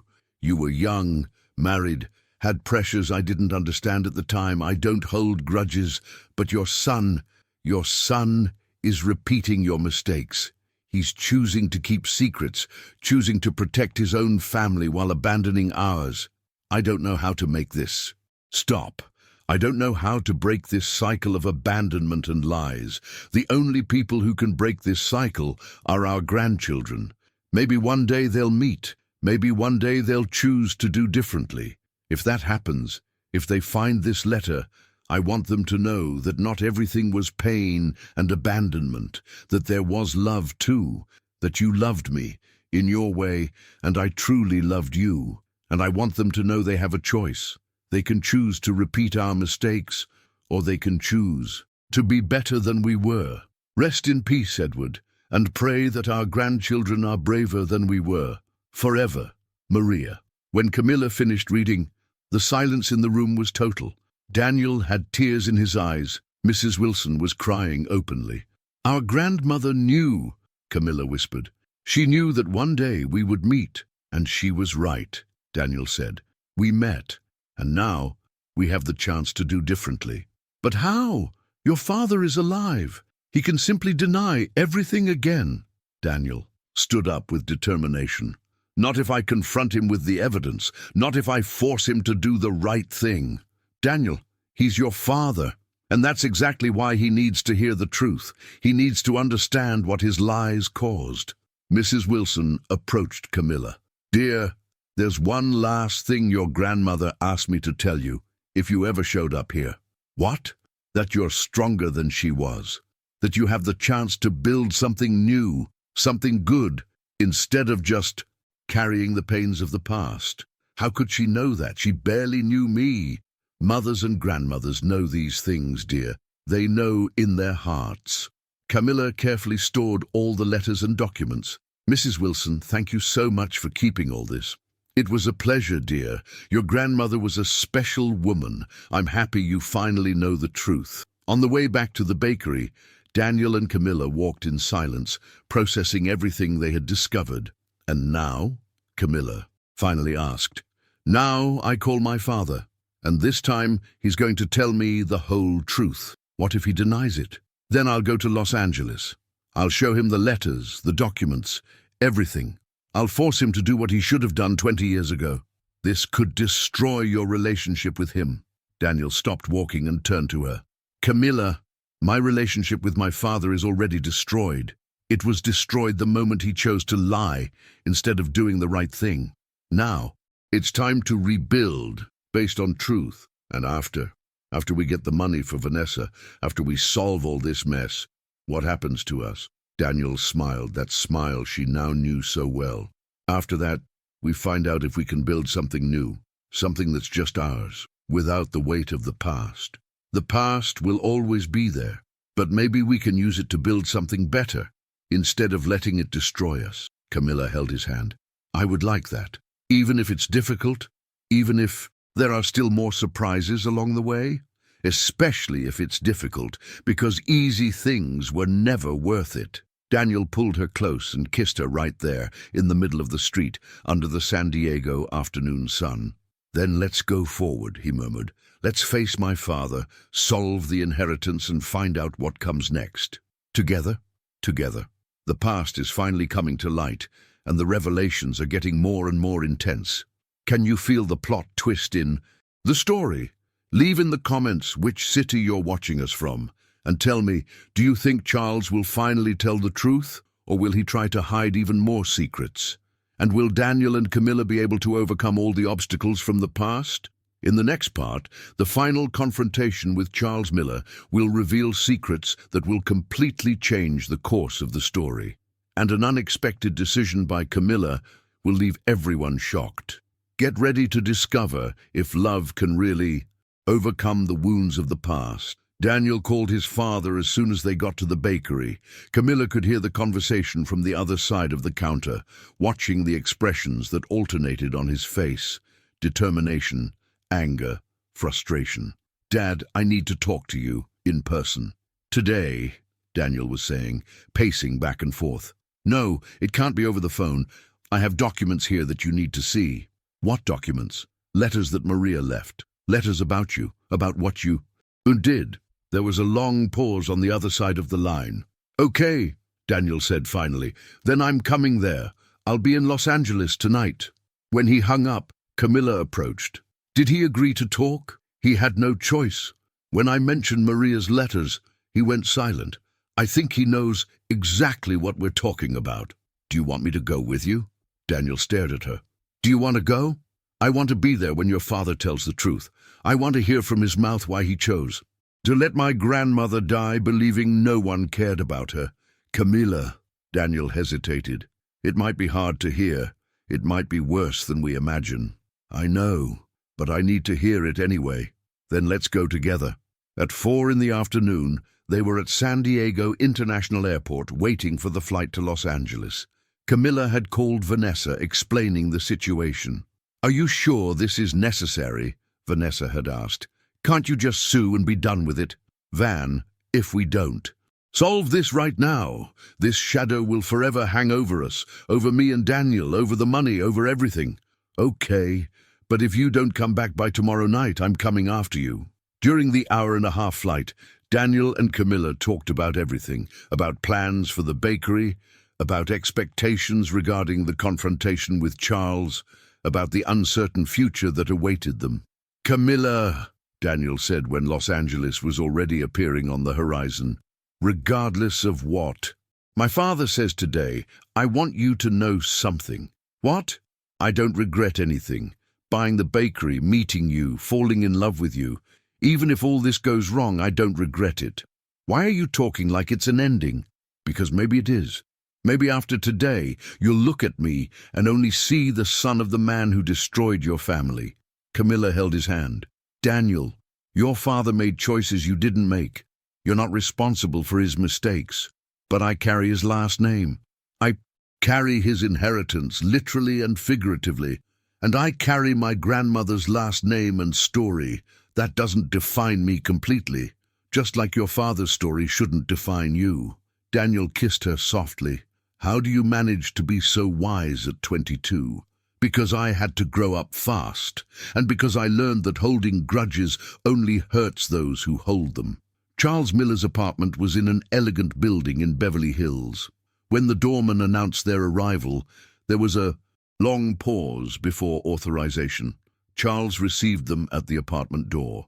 He seemed to have aged 10 years since the last time Camilla had seen him, just a few days before. Daniel, Camilla, come in. The apartment was spacious and well decorated but cold. Lots of books, expensive paintings, dark wood furniture. It was the house of a successful but lonely man.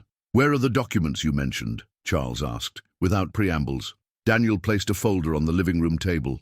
"Here they are letters Maria wrote before she died, her diary from the final months, and the letter she wrote to my grandfather but never delivered." Charles looked at the folder as if it contained a bomb. "Before I read anything, I need you to understand something." "What?" Camilla asked. "I didn't do what I did out of malice. I did it because I thought I was protecting everyone." "Protecting from what?" Daniel got agitated. "From the truth? From pain," Charles exploded. "Do you think the truth is always better? That knowing about betrayals, abandonments, lies will do any good?" "It did good for us," Camilla said firmly. "Knowing the truth allowed us to choose what to do with it." "Camilla, please, let me explain everything in person. There are more things you need to know." "I can't talk over the phone. It's very delicate." Camilla felt a chill in her stomach. What did she discover? "I can't talk over the phone. It's very delicate." "Daniel, you're scaring me again." "Meet me tomorrow, please, for your grandmother's memory, for the chance to finally know the whole truth." Camilla looked at Maria's photo in her hands. "Where?" "At the bakery, after hours. I'll be waiting." "Okay, but Daniel." "Yes?" "If you're lying to me, if you're making things up just to keep me around, I'll never forgive you." "I'm not lying, Camilla. I swear by everything that's sacred that I'm not lying." Charles sighed and sat in an armchair. "Because your mother had just had a serious, nervous breakdown. She had discovered about my father's affair with Maria, about John, about everything. She spent 3 months hospitalized in a psychiatric clinic." Daniel fell silent, absorbing the information. "You never told me that." "How could I tell you? Your mother made me promise we would never say anything to you. She was afraid you would judge her, think she was weak. And because of that you denied help to Maria?" Camilla asked. "I was desperate." Charles stood up. "My wife just getting out of a psychiatric hospitalization, my teenage son asking 1,000 questions, and suddenly the woman who caused all this appears, asking for money. She didn't cause anything." Camilla stood up too. "Your father caused it. Edward betrayed your mother. I know that now. At the time, I was 25 years old, confused, afraid. And because of your fear, my grandmother killed herself." "Do you think I don't know that?" Charles shouted. "Do you think I don't carry this guilt for 20 years?" The silence that followed was heavy. Daniel approached his father. "Dad, why didn't you ever tell me any of this?" "Because when you grew up, when you became an adult, I had already lied for so long that I didn't know how to tell the truth anymore. And after Mum died," Charles sat back down, looking defeated. "After Isabel died, I thought about telling you. But then you bought the bakery, met Camilla. I thought maybe it was better to let fate solve things." "Fate?" Camilla repeated, incredulous. "You let fate decide if I was going to discover I had a right to a $2.5 million inheritance." I didn't think about the financial implications. I just thought that if you met, if you fell in love, maybe you could heal the family's wounds." Daniel shook his head. "Dad, you're still deciding for others, still thinking you know what's best." "Maybe, but this time you have all the information. You can make your own decisions." Camilla opened the folder and took out Maria's diary. "Mr. Charles, did your mother know about John?" "She knew. That's why she had the breakdown. She found out everything at once." "And how did she react when she found out you had denied help to Maria?" Charles hesitated. She didn't know. Isabel died without knowing Maria had looked for me." "How is that possible?" Daniel asked. "Because I lied to her too. I said I never had contact with anyone from the Martinez family again." Daniel passed his hand over his face. "My God, Dad, how many lies?" "Many. Lies to protect, lies to hide, lies to avoid pain. And in the end, all of them caused even more pain." Camilla approached Charles. "Mr. Charles, I need to know something. In recent years, especially after your wife died, didn't you ever think about looking for our family, about telling the truth?" "I thought about it several times, but I didn't know where to find you. Didn't know if you would want to know. Those were excuses, Camilla said without hostility, just stating a fact. They were, Charles agreed. They were excuses because I was afraid to face what I had done. Daniel stood up and went to the window overlooking the city. Dad, now that we know everything, what do you intend to do? Whatever you want me to do. No, Camilla intervened. That's not what we want. We want you to decide on your own. What's the right thing to do? Charles looked at her surprised. What do you mean? We're not going to allow you to throw the responsibility on us anymore. You're an adult man. You know what's right. Do it. Camilla, Daniel began. No, Daniel. Your father spent 20 years running from responsibility. Now he needs to take it. Charles remained silent for several minutes, clearly struggling with himself. The right thing, he said finally, is to immediately transfer the money that John should have received to you, $2.5 million, with interest and monetary correction. And the bakery? Daniel asked. The bakery, Charles hesitated. The bakery can be sold to cover the costs if necessary. No, Camilla said. We don't want you to sell the bakery. What do you mean? Camilla looked at Daniel, who nodded, understanding what she was thinking.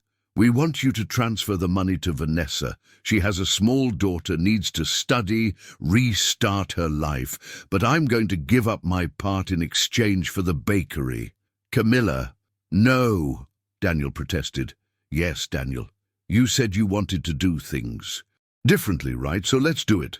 Instead of me receiving money for something that happened in the past, I'm going to receive something I can build in the future.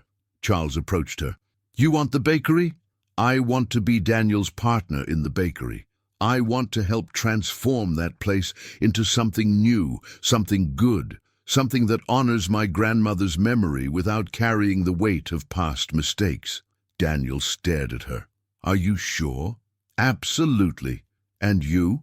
Daniel smiled, that smile that reached his eyes and that Camilla had learned to love. I would love to have you as a partner, and as other things too. What other things? She asked, smiling. Girlfriend, companion, life partner. Even knowing I'm stubborn, that I come with a complicated family, that I don't have my own money. Especially because of that. Charles watched the exchange between them with an expression that mixed relief and emotion. So it's decided? He asked. It is, Camilla replied. The money for Vanessa, half converted into participation in the bakery for me. And you need to write a letter to Vanessa, apologizing on behalf of the family, explaining everything. I'll do that, Charles promised. And there's one more thing, Daniel added. What? You're going to help me tell this story right. We're going to document everything, turn this into a story of how two families managed to overcome the past, so other people can learn from our mistakes and successes. Charles nodded. It would be an honor. That night the three had dinner together in Charles's apartment. For the first time in years, father and son talked openly, without secrets or lies between them. Dad, Daniel said during dessert, I want you to know that I forgive you. I don't agree with the choices you made, but I understand you were trying to protect the people you loved, and I want to ask for your forgiveness, Camilla. Charles addressed her. On behalf of my family, on behalf of my father, on behalf of all the pain we caused your family. Camilla thought about the letter Maria had written to Edward, about the words about forgiveness and second chances. I accept your apology, she said, and I also forgive. Not because you deserve it, but because I deserve to live without carrying this weight. Charles nodded, visibly emotional. Thank you. That means more than you imagine. The next morning, before returning to San Diego, Charles took them to the notary to formalize the first steps of the transfer. They also went to the bank, where he initiated the process of transferring Vanessa's money. It'll take a few weeks for all the legal procedures, he explained, but in a month, at most, everything will be resolved. And the DNA certification? Camilla asked. It won't be necessary. I'm going to officially recognize Edward's paternity in relation to John. As a direct son, I have authority for that. On the flight back to San Diego, Camilla rested her head on Daniel's. shoulder. "We did it," she murmured. "We did what?" "We broke the cycle. Your grandmother was right in the letter. We managed to choose to do differently." Daniel kissed the top of her head. "And now, what do we do with our future? Now we build something new. We transform Sunrise Bakery into a special place, a place that tells stories of overcoming, forgiveness, true love, and us. Personally, I mean." Camilla raised her head to look at him.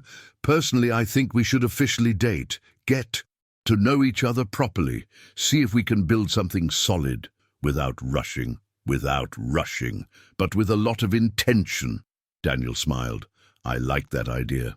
When they arrived in San Diego, it was already late afternoon. They went straight to Camilla's apartment, where Vanessa was waiting for them anxiously.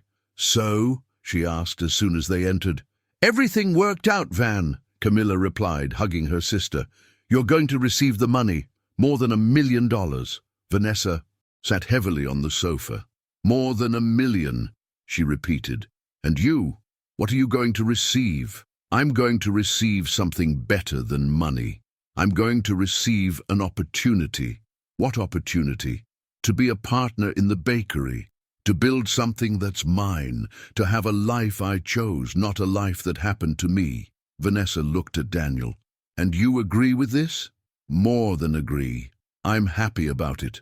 Even knowing she's stubborn and controlling." "Hey!" "It's true," Camilla protested, "but I like stubborn and controlling women."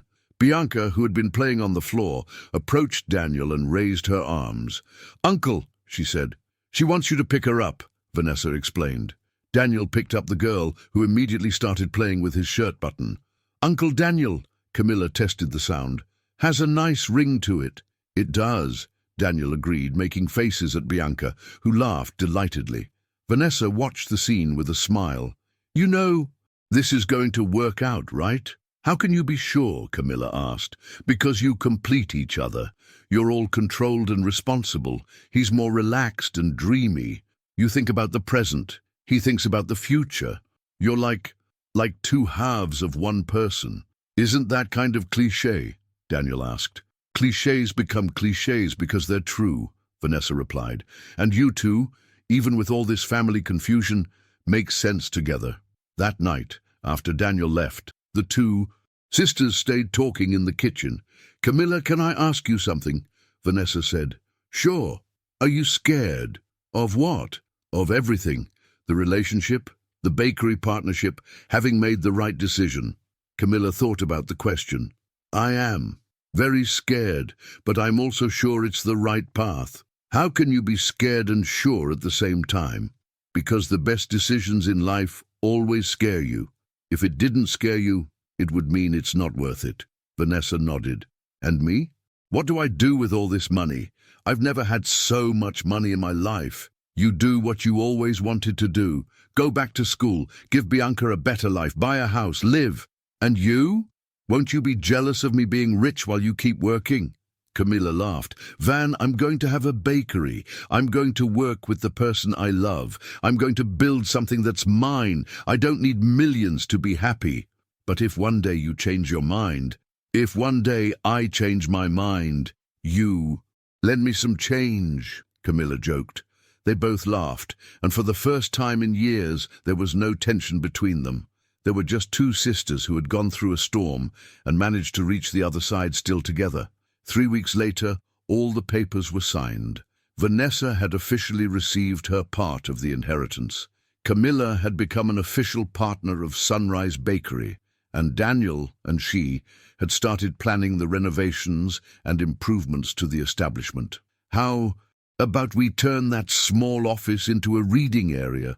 Camilla suggested, showing the plans to Daniel. "With books about San Diego's history, old recipes, things like that. And we can think of a permanent exhibition about the bakery's history," Daniel added. "Old photos, original recipes, and a wall with customer stories, love stories, overcoming stories, family stories. Our story too?" "Our story too." They were so focused on the plans that they didn't see Charles enter the bakery. "Can I interrupt?" he asked. "Of course," Daniel replied. "What brought you back to San Diego?" "I wanted to see how you were doing, and..." He hesitated. "I wanted to deliver something." Charles placed a small box on the counter. "What is it?" Camilla asked. "My father's wedding ring, the ring he wore when he was married to my mother, but also wore during the months he was involved with Maria." Camilla opened the box. It was a simple gold ring with a small inscription inside, "Forever." "Why are you giving me this?" she asked. "Because I think he would like it to stay with you, with both of you." Daniel frowned. "Dad, what are you suggesting?" "Nothing. Just that maybe it's time for the good things in this family to start being passed on too." Camilla looked at the ring, then at Daniel. "It's too early for us to think about that," she said. "It is," Daniel agreed. "But maybe it's not too early to think that one day, in the future, Camilla agreed, closing the little box and storing it carefully. Charles smiled. "Good, then my work here is done." "Are you leaving?" Daniel asked. "I am. You have a life to build. You don't need an old man dwelling on the past around." "Dad, you'll always be welcome here." "I know, and you'll always be welcome in Los Angeles. But now it's time for you to write your own story." After Charles left, Daniel and Camilla were alone in the bakery. "You kept the ring," Daniel observed. "I did." "Why?"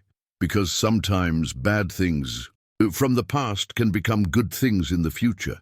And do you think that one day—" Camilla approached him and held his hands. "Daniel, I know we've known each other for a short time. I know we have a lot to discover about each other. But I also know that when I look at you, I see the future. I see possibilities. I see love. I see all that too. So let's take it slow. Let's get to know each other. Let's build our partnership in the bakery and our personal relationship at the same pace. And when we're ready, when we're sure, we'll think about the ring. We'll think about the ring." Daniel kissed her, a long kiss full of promises. "I love you, Camilla Martinez. I love you too, Daniel Miller, even with all our crazy family history, especially because of it, because it brought us to each other." That night, Camilla went home with a feeling she hadn't experienced in years. Pure hope. Not desperate hope, not fearful hope. Genuine hope, built on solid foundations. Vanessa was in the living room studying. She had enrolled in a pedagogy course and planned to be a teacher. "How was the day?" she asked, without looking up from her books. "Productive. And yours?" "Also. Bianca is sleeping. I had dinner and left a plate for you in the fridge." "Thanks." Camilla sat next to her sister. "Van? Thank you for going after our rights. If you hadn't looked for the lawyer, none of this would have happened." Vanessa finally looked up. "I did it for the wrong reasons. I did it out of greed, but the result was right. Sometimes we do the right things for the wrong reasons, and that's okay." "And you? Don't you regret giving up the money?" "Not at all, because I gained something much better." Daniel, the bakery, the feeling of building something that's mine, everything." Vanessa smiled. "Our grandmother would be proud." "I think so. I think she'd be happy to know we managed to turn pain into something good, and that we managed to do differently than she could, because we were lucky to meet people willing to do differently too." Camilla looked out the window, seeing San Diego's lights spreading across the city.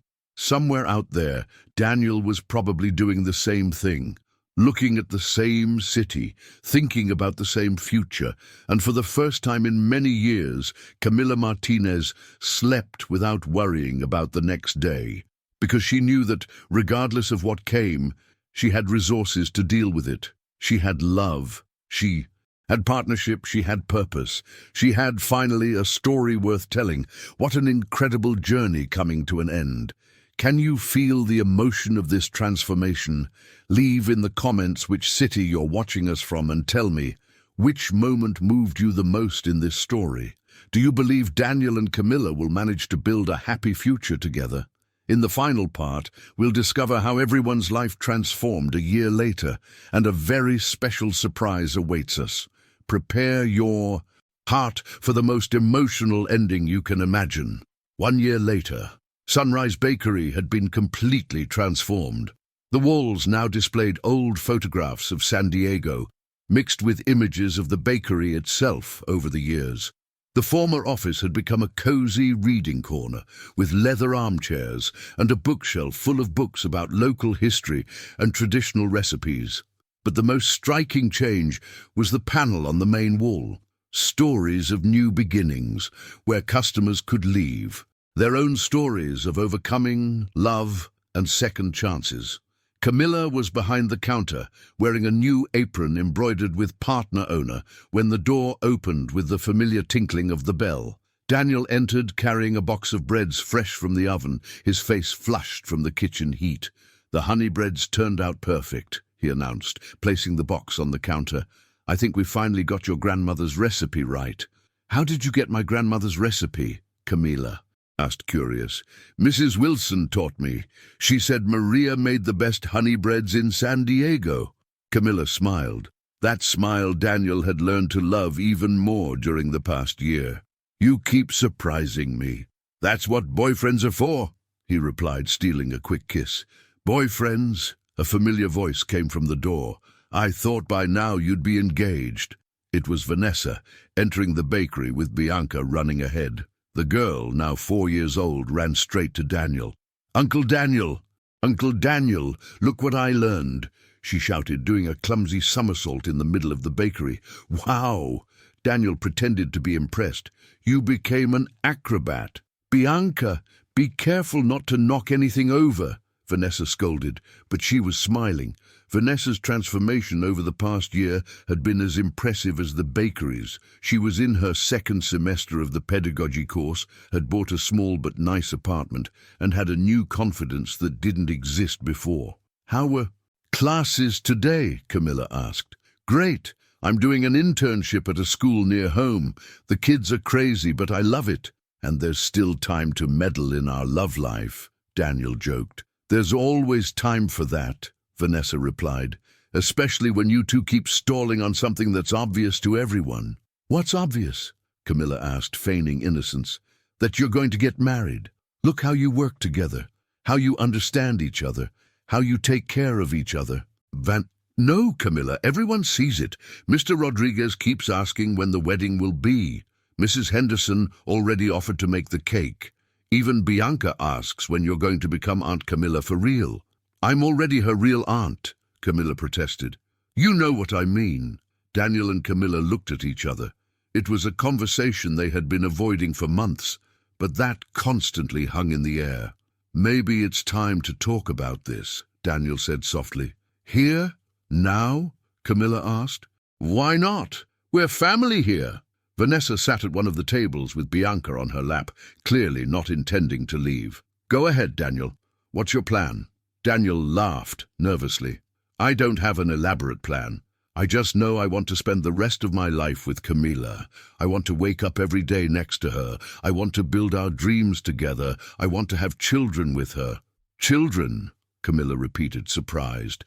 If we want, when we're ready." Camilla felt her eyes water. "Daniel, I know it's not the most romantic proposal in the world. I know we're in our bakery, with your sister and niece watching. I know I don't have a ring or anything planned." "Daniel, stop!" Camilla interrupted him. "Stop! Stop talking," she said, approaching him. "And let me answer." The silence in the bakery was total. Even Bianca had stopped moving. "Yes," Camilla said simply. "Yes, what?" "Yes, I want to marry you. Yes, I want to spend the rest of my life by your side.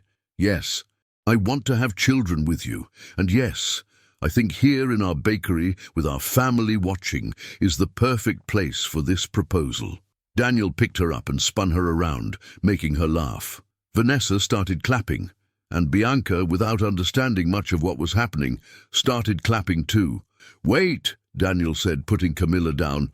"I may not have planned, but I have something." He went to the old office and came back with a small box, the same box Charles had left with them a year before. "Your grandfather's ring?" Camilla asked. "I had it adjusted to your size, and I engraved a new message inside." Camilla opened the box. The simple gold ring now shone like new. Daniel took it from the box and showed the inscription, "For Maria and Edward, with eternal love, Camilla and Daniel." "You dedicated our ring to them, and to us, to show that we managed to turn their story into a story of true love. Camilla extended her hand, and Daniel put the ring on her finger. It fit perfectly. "And you?" she asked. "Where's your ring?" Daniel smiled and showed a simple men's ring that was already on his finger. "I bought one for myself too. Same inscription." "When?" 3 months ago. I was waiting for the courage to propose."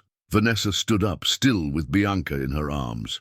"Does this mean I have to buy a dress for a wedding?" "It means you're going to be the maid of honor," Camilla replied. "And Bianca will be the flower girl," Daniel added. "I'm going to throw—" "Flowers!" Bianca shouted, finally understanding what it was about. "Yes, you are, princess," Camilla said, kissing her niece's cheek. At that moment, the bakery door opened again. It was Charles, who had arrived from Los Angeles the night before for one of his monthly visits. "What's happening here?" he asked, noticing the festive atmosphere. "They got engaged," Vanessa announced. Charles stopped for a moment, then smiled broadly. "Finally," he said, hugging Daniel. "I thought you were never going to decide. You knew it was going to happen?" Camilla asked. "Dear, anyone with eyes could see you were made for each other. The question was when you were going to admit it." "And now we have a wedding to plan," Vanessa said, her mind obviously already working on the details. "Calm down," Camilla laughed. "Let's take it easy." "When are you thinking of getting married?" Charles asked. Daniel and Camilla looked at each other. "How about in the fall?" Daniel suggested. "April or May next year." "April," Camilla said immediately. "April 15th. "Specific date?" Vanessa asked. "It was my father's birthday. I think he'd like to know his daughter was happy on this day." Daniel held her hand. "April 15th, then." "And where?" Charles asked.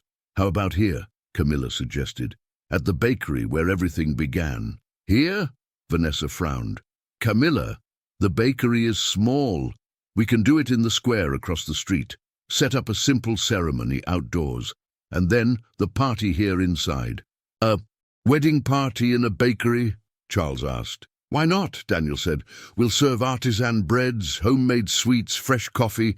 It'll be the most delicious party San Diego has ever seen." "And full of history," Camilla added. "Imagine a wedding that celebrates not just our love, but the overcoming of two families." Charles was visibly moved. "Maria and Edward would be proud." "They would," Camilla agreed, "because we managed to do what they couldn't. Choose love instead of fear." The following weeks flew by. News of the engagement spread quickly through the neighborhood, and the bakery became even more popular. Customers came not just for fresh bread, but to hear Daniel and Camilla's love story.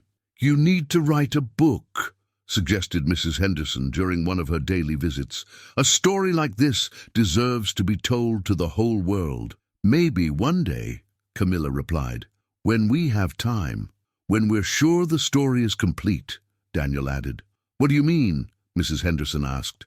"We still have a whole life ahead of us," Camilla explained. "Marriage, children, new challenges, new overcomings. The story is just beginning." And it was true. While planning the wedding, Daniel and Camilla also made plans to expand the bakery.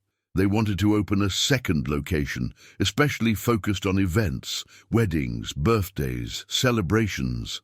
"We can call it Second Chances," Camilla suggested during a planning meeting. "Why?" "Because that's what we offer. Second chances.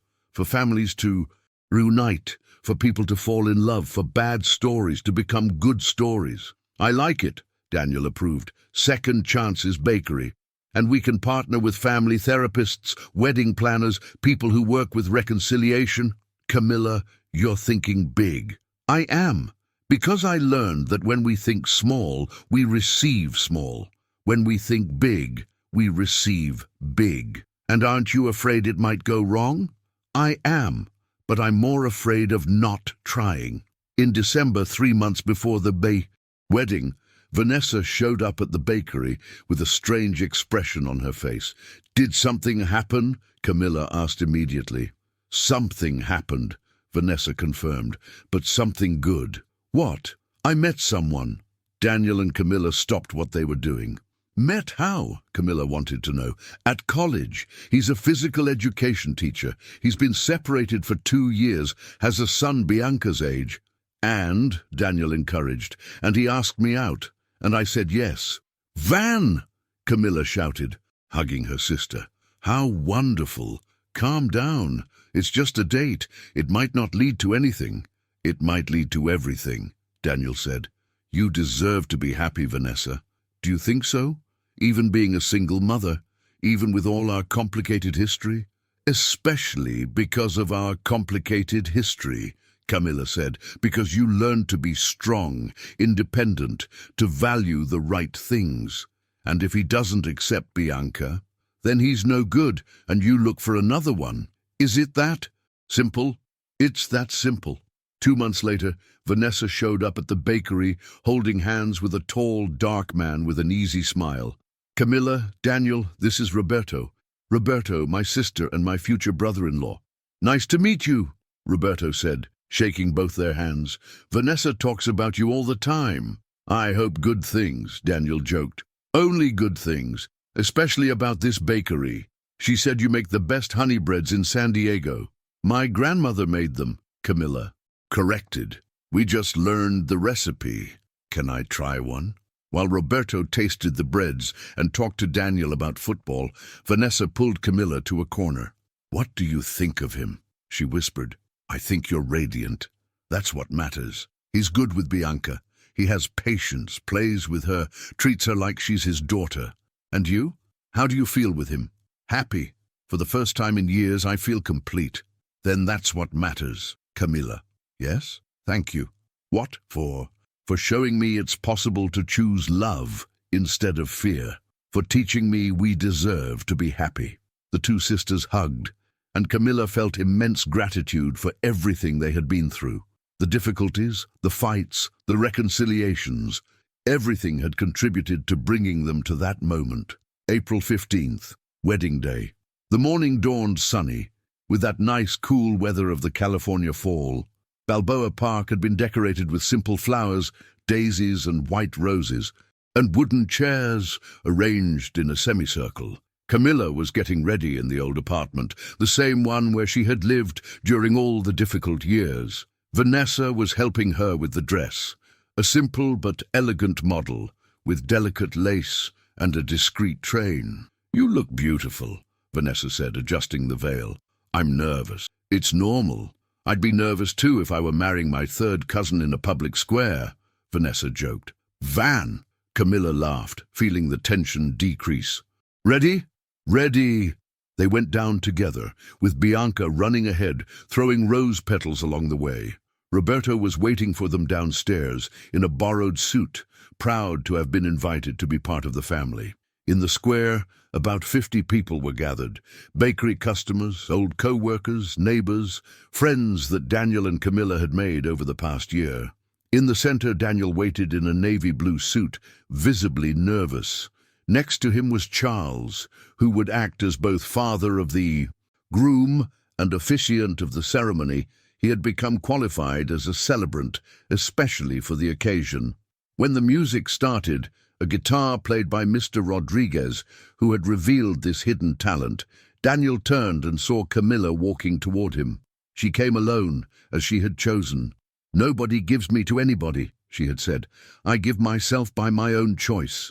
When she reached the improvised altar, Daniel held her hands. You look beautiful, he whispered. You too, she replied. Charles cleared his throat, calling the attention of those present. We are here today to celebrate more than a wedding, he began.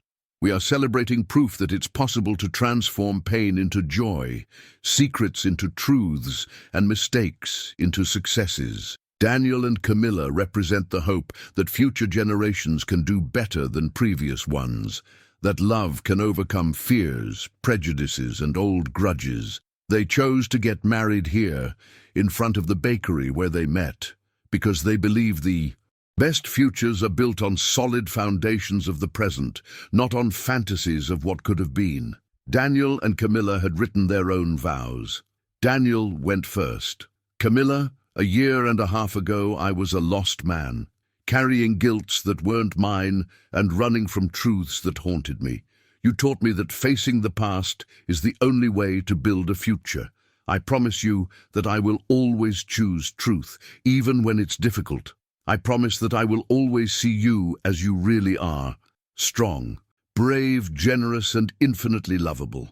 And I promise that we will build our family based on what we learned, that true love is a daily choice, not just a feeling. I choose you today, and I will choose you every day of our life. Camilla wiped a tear before starting her vows. Daniel, you appeared in my life at the moment I most needed to understand that I deserved to be seen, deserved to be loved, deserved to have choices.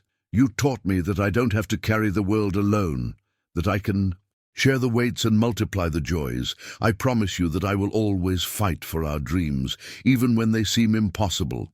I promise that I will love your family as mine, and that we will create something new, something ours, something that honors the past but isn't limited by it.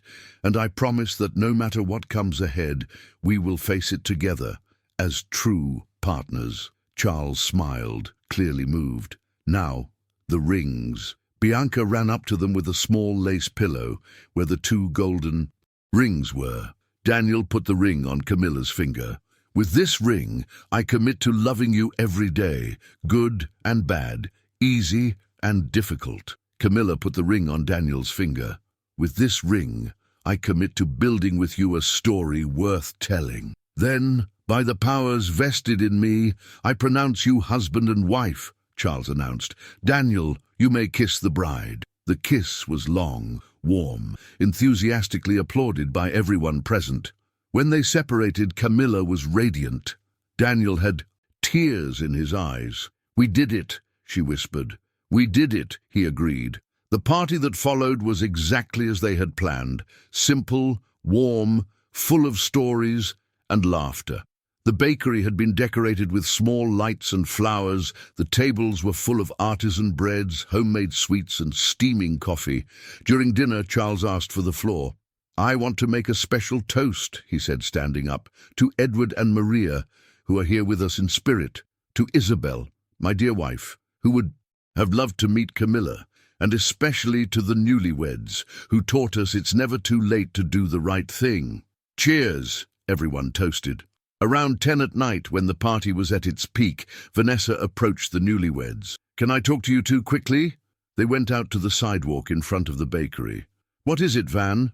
Camilla asked. I want to make a proposal. What proposal?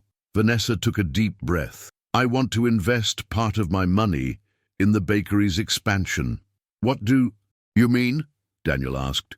You talked about opening second chances, remember? I want to be partners with you. I want to help build something that helps other families like ours. Camilla remained silent for a moment. Van, are you sure? It's a lot of money. I'm absolutely sure, Camilla. This place gave me back my sister. It taught me it's possible to start over. I want other people to have the same chance. And Roberto, does he agree? More than agrees. It was his idea, actually. He said, he's never seen anyone transform lives like you do here. Daniel looked at Camilla, who nodded. I accept, he said, but with one condition. What? You're going to be an active partner, not a silent investor. You're going to work with us, make decisions with us, build this with us. Even though I don't know anything about bakeries, you know about family, Camilla said. You know about overcoming. That's what we sell here. The 3 hugged there on the sidewalk, sealing another partnership, another new beginning. Oh, and there's one more thing, Vanessa said, smiling mysteriously. What? They both asked together. Roberto officially asked me to be his girlfriend, and I said yes. Van! Camilla shouted, hugging her sister again. Does this mean we're going to have another wedding in the family soon?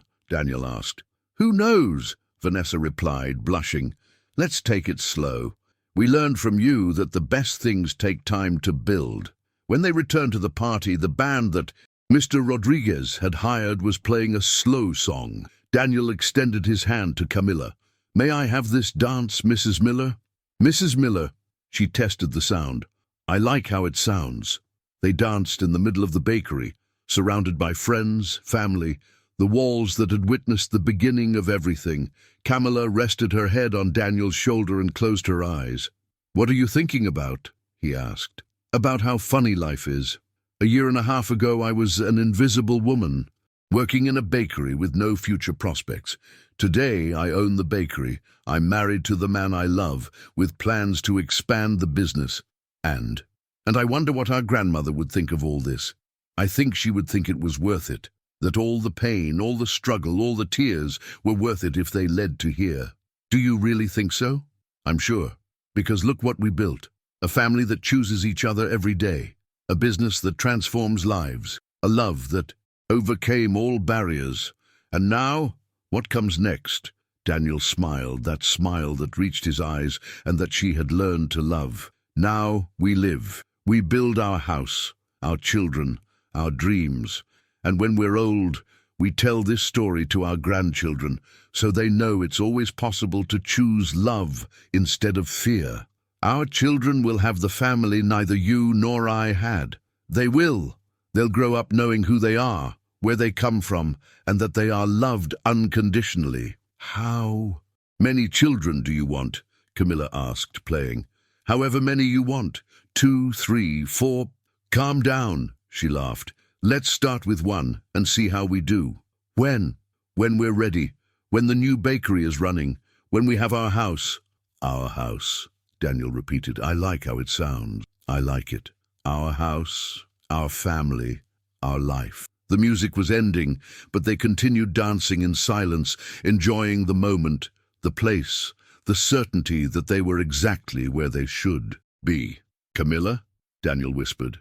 "Yes, thank you." "For what?" "For letting me into your life. For believing it was possible to do differently. For teaching me that true love is about building together, not about completing each other." "I'm the one who thanks you," she replied. "For seeing me when I was invisible. For showing me I deserved to be loved. For turning my greatest pain into my greatest joy." "Our greatest joy," he corrected. "Our greatest joy," she agreed. When the party ended, around midnight, Daniel and Camilla were alone in the bakery, cleaning up the last traces of the celebration. "It was perfect," Camilla said, putting away the last plates. "It was," Daniel agreed. "Exactly as we dreamed." "And now?" she asked, taking off her veil and hanging it carefully. "Now we go to our new house," Daniel replied, picking her up in his arms. "Daniel," she laughed, "what are you doing?" "Carrying my wife over the threshold. It's tradition. We've been married for hours, but we haven't crossed the threshold of our house yet."